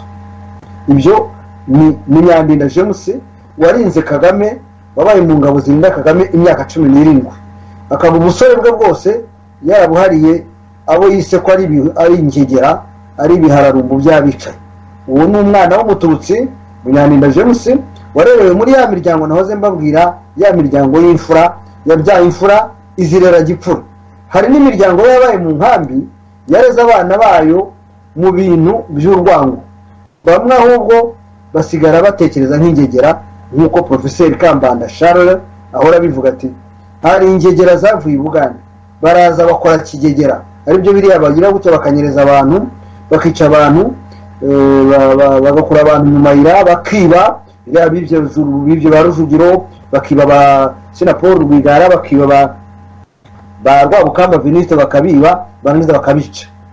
Ibyo byose nibigaragaza ubugegera, politike y'ubugegera, ari nayo ngira ngo barafinda n'abarimo gusubiramo avuga ati hari ibintu mu gihugu hano by'akarengane udashaka kwihanganira. Nagira ngo rero mvuge ko aba bana bo muri ARG ntaho bahuriye ntaho bahuriye na Kabarebe. Kabarebe yaje ari igisumizi kije kwihahira, aza ari ikintu cy'igisuma cyitwaje intwaro kiza gihera ku mupaka, hamwe n'abo bose ba Kagame n'ingabo zabo bahera ku mupaka bamanuka bica. Noneho umuntu utarabafashije muri ubwo bwicanyi bwabo nka biriya byaba Fred Rwigema, nicyo cyatumye bicwa bwa mbere, kuko bari bafite indi filozofi, bari bafite izindi ndangagaciro bagenderagaho, bavuga ko baje kubana n'abavandimwe babo mu Rwanda, bataje baje kuvuga ngo barinjira mu Rwanda abandi basohoke. Iyo disikuru yayivuze mwese mwiyumviye ubuhamya bwa Mupende Michel asobanura ati twebwe Rwigema tariki ya mbere tumaze kwinjira mu Rwanda yadukoresheje inama ku mupaka, atubwira yuko tutinjiye tugiye kwirukana abavandimwe bacu ko twinjiye tugiye kubana. Buracya mu gitondo mu masaa 3 nk'uko yabisobanuye, Kagame yari amaze abantu bamwishe bakoreraga Kagame bari bamaze kumurasa isasu ku Gakanu bamwica, Rwigema nuko yapfuye. Mwabonye ko na mushiki we ejo bundi, mushiki we Joy Agaba nawe yamaze kubona ubuhamya bwa Michel Mupende, bamaze Michel Mupende agerageza nawe kubusangiza abandi avuga ati dore bya bindi twakekaga, ati none habonetse umuntu wari uhari bica Rwigema wabonye umurambo we arabiduhamirije. Mwabonye ko nawe ntiyamaze kabiri. Mupende yabivuze ngira ngo mu kwezi kwa 10. Mwabonye nyine mushiki wa Rwigema ko yapfuye ngira ngo mu mpera zo kwa 11 apfa ibintu by'amarabi utamenye ibyari byo. Noneho abantu bashaka gukeka wenda ko azize uburwayi, ariko habaye igitsure cyo kubuza abanyarwanda cyane cyane bavuye i Bugande bazi umuryango wa Rwigema, bazi umukecuru nyina wa Rwigema, babujije Kagame yabujije abantu kujya gushyingura, nk'uko yabujije abasirikare bagenzi ba Kayumba Nyamwasa kujya gushyingura nyina wa Kayumba Nyamwasa amaze kwitaba Imana mu mwaka wa 2010, bikaza kuviramo Kayumba guhunga amaze kubona ubugome na rwa rwango rwa rundi Bamporiki yavuze ati ntabwo muri mu cyama dukundana, twirirwa turi mu mitego dutegana, umuntu wo mu cyama yagenda akakubeshyera kwa secrétaire général wa FPR akajya kukubeshyera ibintu bidashoboka utigeze urota, iwanyu batigeze barota. Ngira ngo amagambo y'abimvuye mwayumvise yarimo agahinda gakomeye cyane, yerekana ukuntu muri FPR bazahajwe n'ubutiriganya n'amatiku n'ibihimbano no kubesherana no kurebuzwa no kuvugaguzwa no kuzimura utuntu tw'amafuti tudafite aho duhuye n'ukuri. Niyo rero Rwigema nako biri akaba rero yakoze cyo kubeshya abana bo muri ARG ngo bazi icyo bahuriyeho, ntacyo bahuriyeho.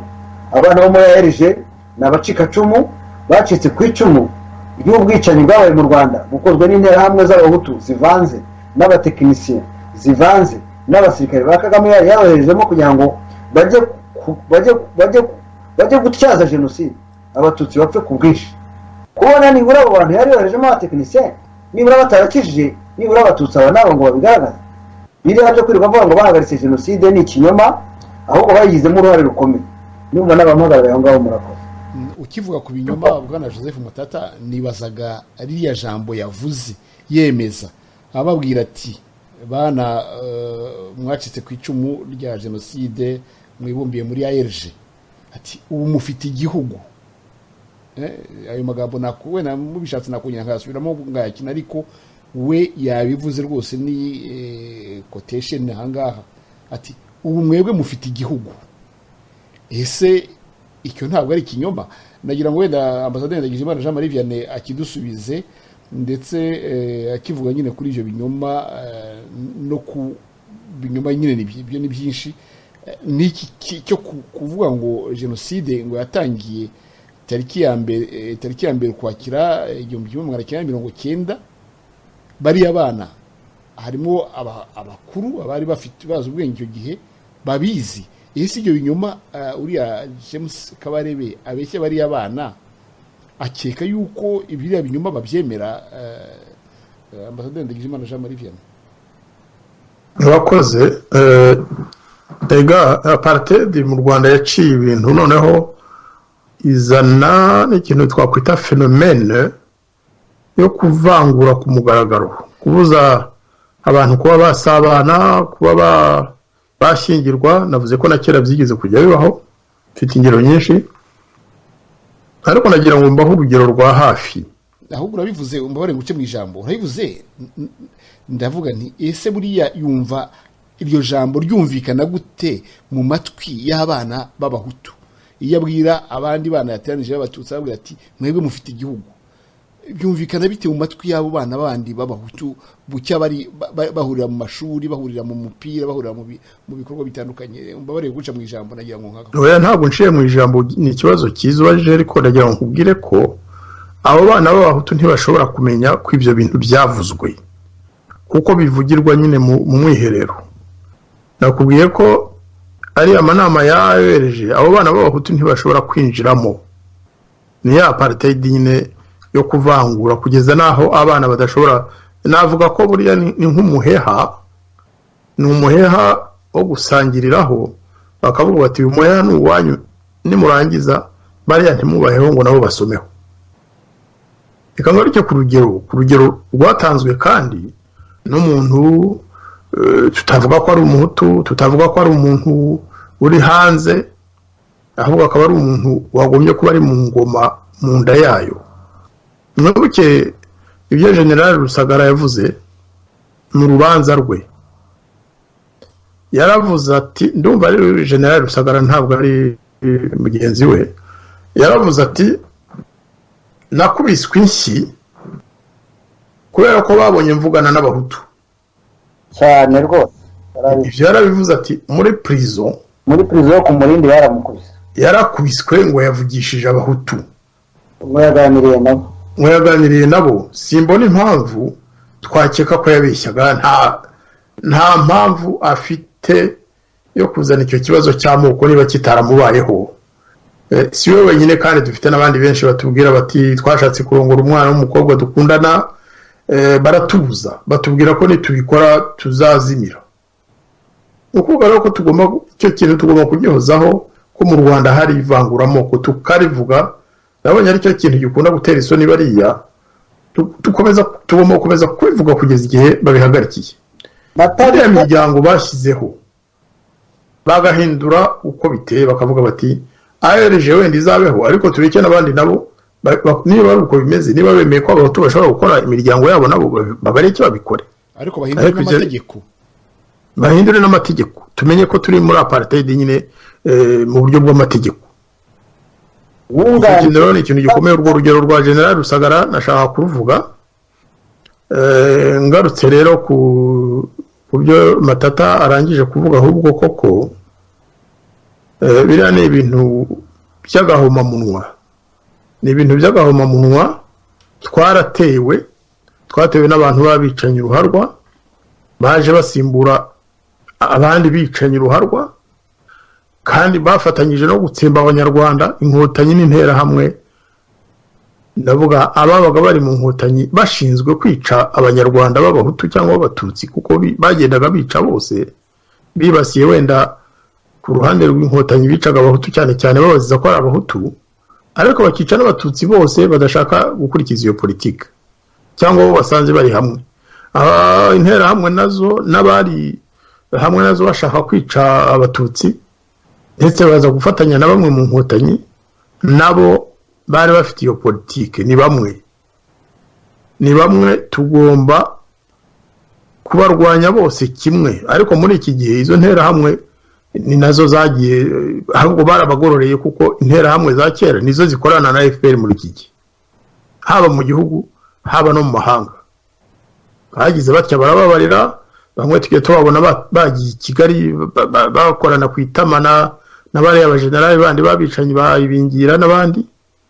Ukavuga uti uriya muntu baramurega jenoside, nako bariya abantu kuko bajyana benshi, wajya kubona ukabona bari hamwe na Generali Nziza, basa n'abasomana bafatanye mu ntoki ngo nibwo bwiyunge, abandi bari hamwe na ibingira ku mafoto, ariko ahubwo bagakurikirana nk'umuntu nka Matata watubwiye ukuntu umuryango we nawo wari ugiye kurimbukira muri jenoside yakorewe abatutsi. Ibyo bintu tugomba kubivuga, ibyabaye ntibisubire, FPR tukayihagarika itaragera kure, twese hamwe. Kandi aha rwose ndagira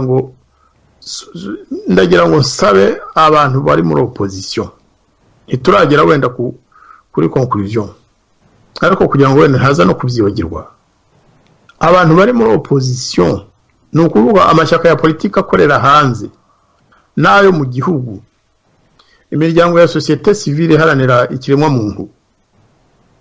Ndifuza ngewe ku giti cyanjye no mu izina rya societe civile ndimo mbere umuvugizi mu izina ry'umuryango Ibuka Bose Rengera Bose, ko twahura vuba bikihuta, amaguru mashya tugahura, tukiga kiriya kibazo cy'ivanguramoko mu gihugu cyacu, kuko kizazana indi jenoside. Noneho n'abari ababeshya ngo mwafashe igihugu ishobora kuzabahitana, kuko watsinze kuwa mbere, kuwa kabiri cyangwa kuwa gatatu ashobora gutsindwa. Igihe rero ibyo yakoze byose ari ukubiba inzigo n'inzangano abo yigishije, bagaragara bari abana bari mu Rwanda mubeshwa biriya byose za video zisohoka abantu baba bareba baza bo muri bo nimwigaragaze rero mu byamagane mu byange muvuge ko mwebwe mudahagaze hamwe na General Kabarebe yabuze aho agana buriya n'umuntu nawe ibyo akora byose abagira ngo anashimishe Perezida Kagame kuko mu by'ukuri yamushyize ku ruhande amukoresha mu bintu by'umwanda gusa gutera Kongo kurwanya abahutu n'ibindi mwitandukanye nawe Mariviane wagira ngo usomye mu bwonko kuko aho niho nendaga kuganisha iyo wumvise ari amagambo wumva ko ahari bari abantu bari kuri iriya ngoma nyine bafite iriya ngengabitekerezo Kabarebe yigishije bari abana baragira ngo ahari ntibazagende bonyine wagira ngo barashaka gukora recrutement sinzi ijambo ry'ikinyarwanda undi yakoresha baragira ngo baragira ngo bazabona abandi bazajyana batazagenda bonyine kira ni ikintu kibabaje kubona abana babaye imfubyi bazize ubwicanyi bagashaka gushorwa mu bundi bwicanyi bwo kubasonga batazi n'uburyo bazabuvamo igihe mbona bira bintu ari ibintu bari abana aribo bagombye kumurwanya impamvu muze ndi wansomye mu bwonko mbona bari abana aribo bagombye kuba bambere mu kurwanya Kabarebe mbona abatutsi aribo bagombye kuba kujya imbere ku rugamba rwo kurwanya umuntu nkuriya ubitirira ibintu batari byo nkurikije n'amagambo ndetse Perezida Kagame yavuze ati yewe ugiye kwica unyiyitirira ati nta kwica nanjye usanga abatutsi ari abari mu mashyaka ari muri za association ari abari nk'abari abana zira z'abana nyine bari mu mashuri mbona aribo bagombye guhaguruka mbere y'uko abahutu bahaguruka bakarwanya umuntu nkuriya ushaka kubitirira ibintu batari byo ushaka kubaha ibitekerezo bo badafite ubivuga ko iki Ambasaderi Ndagijimana Jean Marie Vianney ibyo uvuze ni ukuri cyane rwose ni ukuri pe ni ukuri abanyarwanda bose koko tugomba kurwanya biriya ariko by'umwihariko nabivuze mu kanya abacitse ku icumu ya jenoside yakorewe abatutsi by'umwihariko kubera iki kubera ko ingoma ya FPR imaze kubona ko abanyarwanda benshi batayiyumvamo ari abari basanzwe mu Rwanda ari nabo bacyuye babavanye muri Uganda muri Kongo mu Burundi n'ahandi noneho kugira ngo bose batabacika bakazana iriya ntwaro yo kubwira bamwe bati muramenye twe namwe turi hamwe mwacitse ku icumu ya jenoside y'abatutsi kandi twe bayihagaritse ryari bayihagaritse ku itariki ya mbere kwa 1990 se ibinyoma byose bigahitiraho ntabwo FPR yahagaritse jenoside y'abatutsi ibyo nzabivuga zabyerekana nuko bimeze bari abana wenda kubera ko bakiri bato niko babigishije bana mukiri bato b'abatutsi mwico ababyeyi cyangwa se inshuti n'abavandimwe mumenye ko FPR itigeze ihagarika jenoside y'abatutsi ahubwo nta nubwo yashatse kwihagarara abashatse kwihagarika bose yabitambikaga imbere ariko reka mvuge n'ikindi kibazo tugomba kubwirana nk'abanyarwanda FPR ifite politike yo gutera abatutsi ubwoba kubabwira ko nibatayishyigikira bazakorerwa indi jenoside nta yindi jenoside abahutu bazakorera abatutsi kuko niba yaranabaye kera igakorwa n'impirimbanyi niko ziyitaga ngo zintera hamwe zagendaga zikamena amabuye zikamena iki cyose ikintu zasangaga mu nzira zikica abahutu zikica abatutsi ntabwo bazongera kubona ubushobozi bwo kwica abatutsi by'umwihariko ariko ifite politiki yo kwangisha abatutsi abandi banyarwanda iyo umuntu akubwira ati wowe uri mwiza kiriya cyo ni kibi kandi avuga umuvandimwe wawe w'umunyarwanda yaba umuhutu yaba umutwa akakubwira ati wowe uri mwiza wowe warokotse ku icumu ryaterwaga abatutsi bari abo twabishe dufite impamvu burya bizana ikintu kimeze nk'umujinya n'ishyari kandi rero umujinya niwo ubyara ubugizi bwa nabi rimwe na rimwe umujinya utuma umuntu arakara akaba noneho yahindukirira kuri ba bandi bashyizwe ku ibere n'abana babiri b'impanga bavukana ababyeyi bagafata umwana umwe bakamugaburira mu gitondo ku manywa na nimugoroba undi bakamugaburira rimwe ku munsi bishobora kubatera ishyari umwe bikamutera ishyari kandi ari abana b'impanga icyo kintu tucyange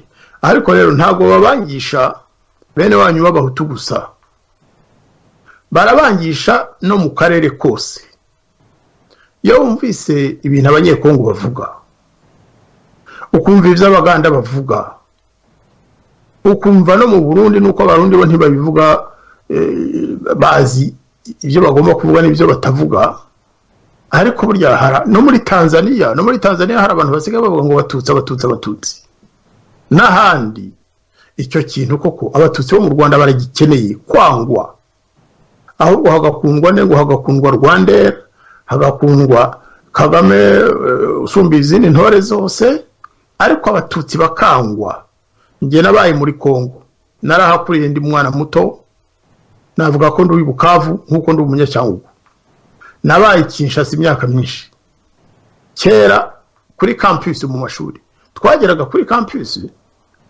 akaba ari twe baheraho bahibyumba muri home y'abanyeshuri tw'abanyarwanda nitwe twahabwaga amashambure mbere y'abanyekongo ubwabo mbere y'abazayirwa ariko uyu munsi sinzi ko abanyeshuri b'abanyekongo n'abayobora universite bakwemera ko hari n'umunyarwanda ubona icyumba kuri campus amagambo abanyekongo bakoresha batari bazi umututsi cyari cyo batari bazi umuhutu cyari cyo hari ubwo bavuga ngo les Rwandais ariko bakageraho bakagaruka ngo letuci icyo kintu kizabazwe ingoma ya Perezida Paul Kagame kizabazwe ingoma ya FPR ufata ubwoko bw'abatutsi nanjye mvukamo akabutegeza abanyamahanga akatwanganisha akadushyira hari ati ngabo batutsi bashaka gufata Kongo abatutsi nibo bari kwica abanyekongo kuko nubwo atabivuga akora ibishoboka byose kugira ngo ari ibyo bigaragara none ahindukire abwira abatutsi ati murashize ni ngewe uzabakiza ndahari ntacyo mwashobora ahubwo mwarimbuka icyo kintu tugomba kucyamagana nkuko twamagana ari amagambo ya Perezida nako ya General Kabarebe tukamagana na biriya byo kudutegeza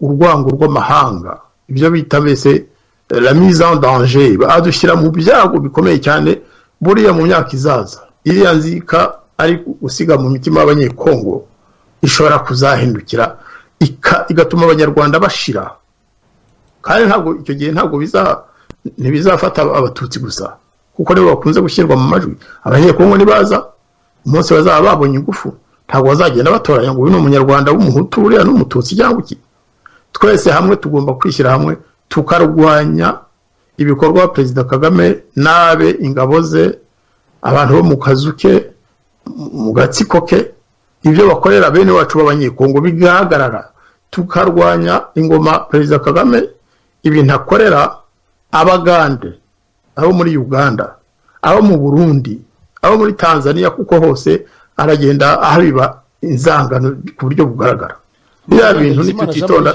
ukivuga ibyo kurwanya iriya ngengabitekerezo bari kwigisha ibikorwa ndetse no mu musozo turi gushakira ndetse n'umwanzuro w'iki kiganiro ibikorwa ubona byakorwa kugira ngo turwanye iki kintu birumvikana ko n'ibi biganiro turi gukora nabyo ni uburyo bwo kubirwanya ariko hagomba ibikorwa bigaragara byarwanya iki kintu byagihagarika kuko gishobora kugeza u Rwanda n'abanyarwanda mu kangaratete no mu kaga ibikorwa bigaragara abantu bashobora gukora nibihe abagomba kubikora ni bande nubwo twabivuzeho nyine nk'uko abatutsi bagomba kujya imbere kugira ngo barwanye ubitirira ibintu bo badatekereza batanashaka ariko abandi bakora iki ibikorwa bakora nibihe Ambasaderi Ndagijimana Jean Marie Vianney ndashaka kuvuga nk'abanyapolitiki muri iki gihe bumvise ibi bintu, muri iki gihe hari iki cyuka, abanyapolitiki, sosiyete sivile ndetse n'abandi, amahanga, hakorwa iki kuko ibi bintu bigomba gukumirwa mu maguru mashya? Arakoze. Nanone ntabwo mu kiganiro nk'iki gica kuri radio ntawavuga ibitekerezo byose umuntu aba afite, bishobora no kutaba byiza kubivuga byose kuko abo duhanganye nabo ntabwo tugomba kubabwira ibitekerezo byacu byose. Icya mbere ariko ntekereza nuko twishyira hamwe twese tukabona ububi bw'iriya politiki yo gutanya abanyarwanda.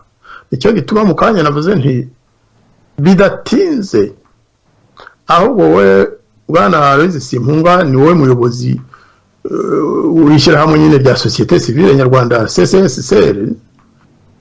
Ababizi muzi ko ari inama mpuzabikorwa ya sosiyete sivile nyarwanda, hari indi miryango itaririmo ariko abenshi baririmo, nabo bataririmo kandi ndabibasabye. Nge nakwifuza ko mwatumiza inama yihutirwa kandi mugatumiza sosiyete sivile yose, mugatumiza n'abakora politike bari mu mahanga, abahunze igihugu, bafite amashyaka ya politike cyangwa abantu bigenye byabo muzi ko bafite ibitekerezo byagira icyo bitumarira. Muri iyo nama niho tuzahurira tugafata ingamba tukazifatira hamwe. Kiriya kibazo ntabwo ari ishyaka runaka, ni icyacu twese. Ariko rero nitumara guhura hari n'ibindi dushobora kumvikanaho, tukavuga tuti mbese kugira ngo duhashye ingoma ibibi inzangano hagati y'abanyarwanda twakora iki by'umwihariko muri uru rwego, kandi tukabikorera hamwe. Uhura tukaganira kugira ngo duhashye ikibi.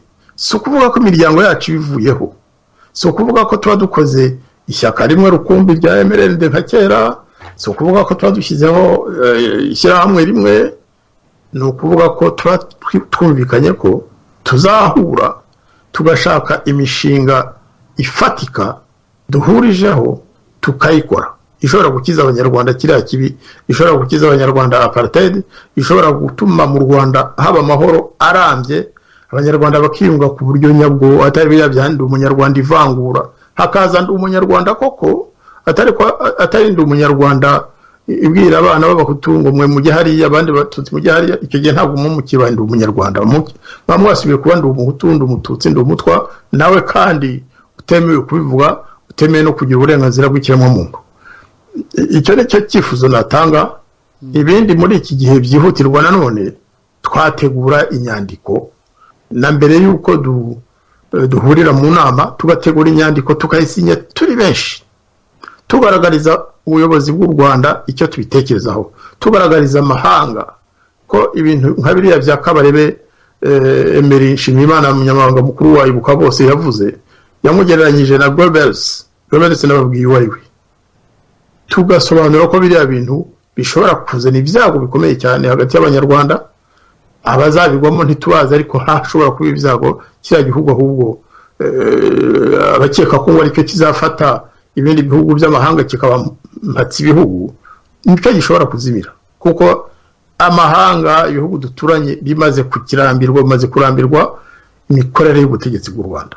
Ubuganda Museveni yabivuze kenshi ati hariya ahantu hari amavunja agomba guhandurwa, abanyekongo bo baza barimbura byose badushyira hamwe. Twese tugomba gukora igikorwa, twebwe muri Ibuka bose turi tayari kugira ngo dufatanye n'abandi gutegura iyo nyandiko. Ndabizi neza ko muri sosiyete sivile muzagira uruhare rwa mbere, ariko nabo mu mashyaka tubasabye kwifatanya natwe tugategura inyandiko yakwirakwizwa ku isi kugira ngo ingoma ivangura abanyarwanda, ingoma yigisha abanyarwanda bamwe kwanga abandi, ingoma ihuriza urubyiruko igice kimwe mu byumba ibabwira ko abandi ari babi, ingoma yahindutse nk'iy'abanazi, ko yagombye kuvaho. Ibyo tuba tuvuga tubwira abafaransa, tubwira abanyamerika, tubwira abongereza, tubwira abakanada, bakamenya ko atari ibinyoma tuba tubabwira, kuko video nk'iriya yonyine irahagije kugira ngo abantu bamenye icyo umwe yavuze ati the real nature nyayo y'iriya ngoma na Kabarebe na Kagame. Bakoze. Ndagushimiye kuri uwo mwanzuro kuri ibintu bikwiye gukorwa.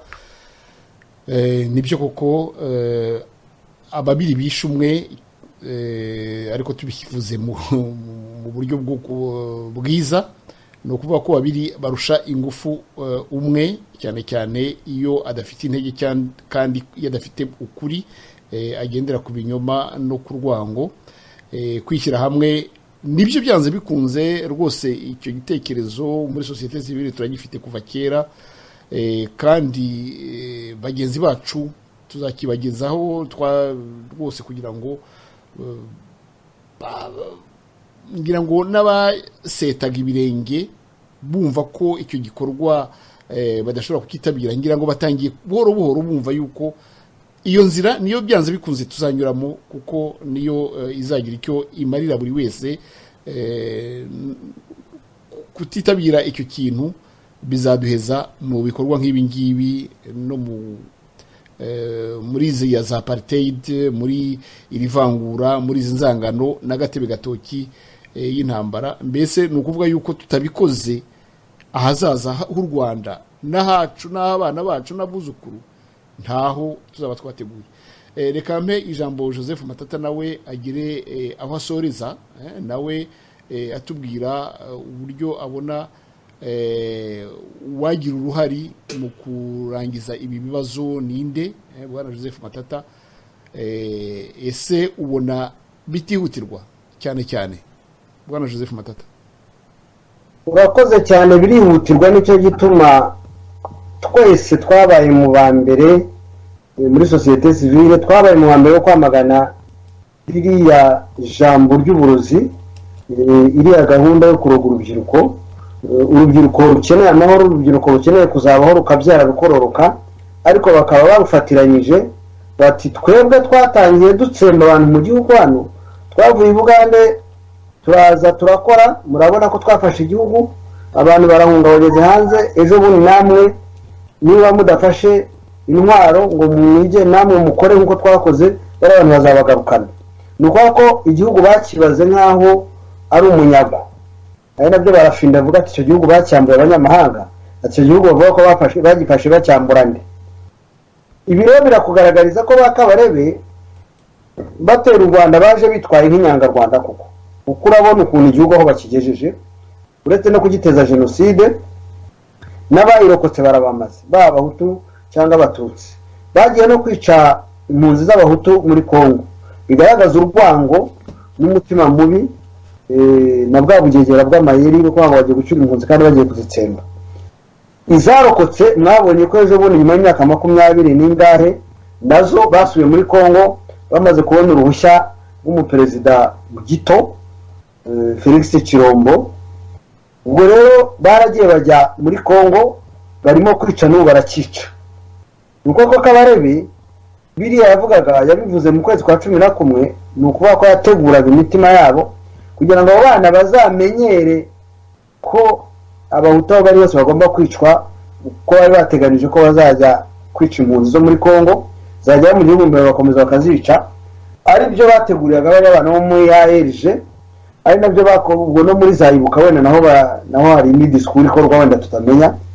Ariko icyo navuga ngewe nuko genocide, uko Munyandinda yakunze kubivuga, genocide Kagame yayigize furusheti, yayigize ikanya barisha, ifurusheti ikanya ikiyiko barisha basahura bacecekesha na rubanda. Kagame akaba ari umukozi wa mpatsibihugu nk'uko yabigaragaje, amabuye y'agaciro yiba ayaha abanyamahanga kandi nabo bakamurinda. Wabonye ko nk'uba bikomye perezida w'Uburundi Nkurunziza, ntabwo perezida w'Uburundi yishe abantu nk'abo Kagame yishe, nta n'umuntu yateye, nta n'igihugu yateye, ahubwo niwe watewe. Mwaka guhera mu mwaka wa 2013 kugeza mu 2015 igihe bamukorera kudeta.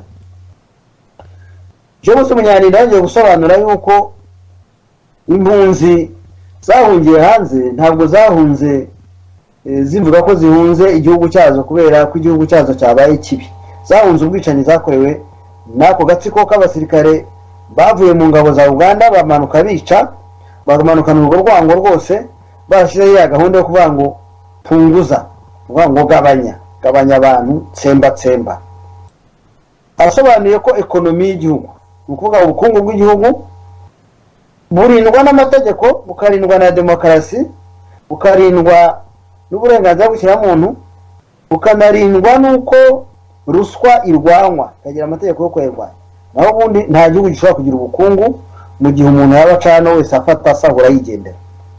Ikindi kintu Imana irakiza yavuze ko yabaye i Bugande ari mu nzu bacumbikiragamo impunzi z'abahutu z'abatutsi z'abarundi z'abanyarwanda ko yabanye na Joel Mutabazi we ari umututsi Joel Mutabazi ari umututsi Imana yakiza ari umuhutu yasobanuye ko nta kibazo na kimwe yageze ajyana n'abatutsi bari kumwe yewe harimo n'abatutsi b'i Burundi bavuye i Burundi nabo bahunze bacumbikishijwe na Haseri mu nzu imwe abahutu n'abatutsi barabanaga nta mutu wari uhangayikishijwe no kuvuga ngo umututsi ari bumuroge cyangwa ari bumugirire nabi ahubwo iyo umututsi cyangwa umuhutu yabaga yasohotse abasigara bacunga umutekano bakiruhutsa ari uko babonye agarutse. Ibi rero birakwereka yuko Kabare murimo koga abana akora ibintu bitandukanye n'abantu ku giti cyabo b'abahutu cyangwa abatutsi akaba ari ideoloji rero nyine yabo nk'uko bayivuga mu gifaransa bavuga yuko ideoloji yabo uko imeze nta na rimwe ushobora kuvuga yuko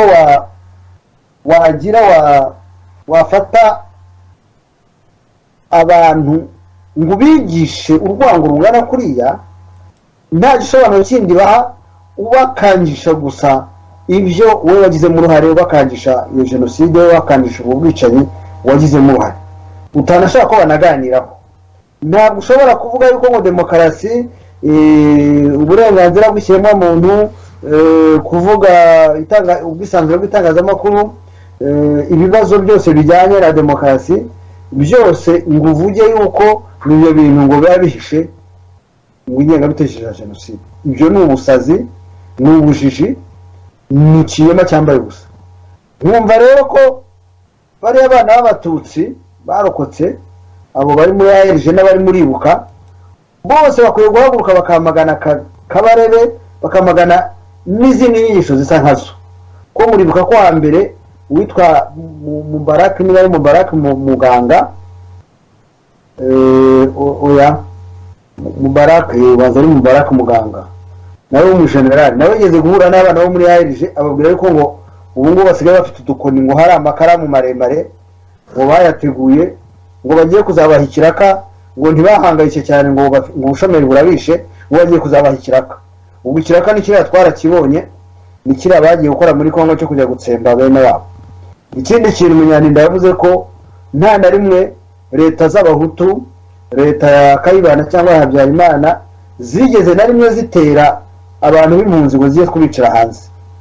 Nta mututsi n'umwe wigeze aterwa ngo bajye kumwicira hanze haba i Burundi haba muri Tanzania haba muri Kongo.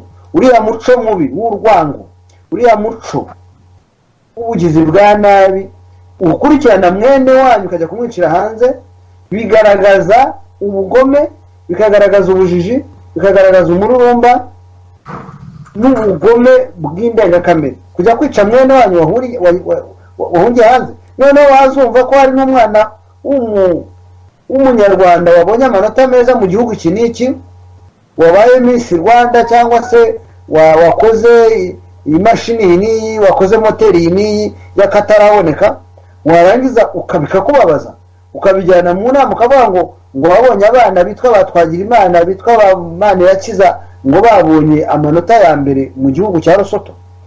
Buriya bugome bwitwikiriye urwango nitwe tugomba kuburwanya kandi twese hamwe kuko umuvandimwe wanjye Ndagijimana amaze kubisobanura.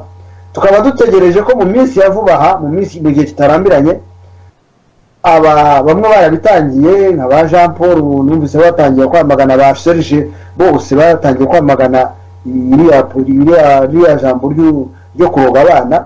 Ariko nizere ko n'abantu bari mu mashyirahamwe ya Ibuka Belgique Ibuka mu Rwanda Ibuka hirya no hino mu Busuwisi mu Bufaransa hirya no hino dutegereje ko izo za Ibuka zose zamagana ari amarorerwa y'uburozi ariya magambo yo kuroga urubyiruko rw'abacitse ku icumu, ndumva rwose n'abampagarariye aho ni intambara itureba twese, bidakozwe mu maguru mashyashya.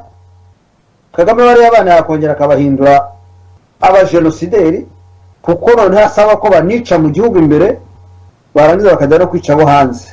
Urumva rero ko bagiye kuba abajenosideri mpuzamahanga, bagiye kuba abajenosideri sans frontiere, bagiye kuba bicanyi batagira umupaka. Naho n'abampagarariye murakoze. reka ngushimire Bizimana Jean Marie Vianney. Reka ngushimire waba afite indangururamajwi yashyizeho, ngira ngo arakoze kuko amajwi yagarukaga. Navugaga nti reka ngushimire Ambasaderi Ndagijimana Jean Marie Vianney, reka ngushimire Bwana Joseph Matata, impirimbanyi ebyiri zikomeye za societe civile nyarwanda, mufite inaribonye mu byerekeranye no gusesengura ibibazo by'umuryango nyarwanda, mukaba muduhaye uburyo mubibona, cyane cyane uburyo urubyiruko ruri kubeshywa, uburyo urubyiruko ruri kuyobeshwa, urubyiruko ruri gushorwa mu nzangano zitegura amahano ashobora kuzongera kugira igihugu cyacu, barubeshya yuko ngo ahubwo ngo nukuyakumira. Ibyo rero nkaba ngira ngo nkuko mushoje mubivuga, bikangure buri wese, yaba ari umututsi, yaba ari umuhutu, yaba ari umutwa, igice cyose umunyarwanda yabaherereyemo hose, bitarebye ubwoko, bitarebye akarere aturukamo, kugira ngo dufatane mu nda twese, iki gikorwa kimere nk'ikiduhuje, bose tugihurireho. Abari basinziriye, abari mu kinyoma bakanguke, maze duhure twese dufite umutima usesuye, umutima utari mu rwangano, ahubwo turebe neza dushishoje uburyo twashobora kwirinda urwobo uriya General James Kabarebe n'abandi batekereza kimwe muri ya ngengabitekerezo bari gucukurira u Rwanda, bari gucukurira abanyarwanda. Ndagira rero ngo mwese mbifurize mahoro n'amahirwe, mbifurize umugoroba mwiza. Bwana Joseph Matata, Bwana Ndagijimana Jean Marie Vianney, ko mugiye kuryama mu kanya muri ku mugabane y'Iburayi, nkaba nizera yuko rwose amagambo ndetse n'amasomo mugerageje kuvana muri ibi bitekerezo agira icyo amarira abanyarwanda buri wese ku giti cye. Murakoze, nizera yuko ubutaha iyi ngingo ntabwo ari ubwa nyuma tuyiganiriyeho. Navuze nti tugitangira ni ingingo izagaruka niba ngombwa buri munsi, ariko kugira ngo abanyarwanda bose bazahumuke, abahutu bazumve ko umwanzi wabo atari umututsi, abatutsi bumve ko umwanzi wabo atari umuhutu nk'uko bari kubyigishwa. Murakoze rero, naho ubutaha Imana ibahe umugisha, murakarama. Murakoze cyane muvandimwe Simpunga.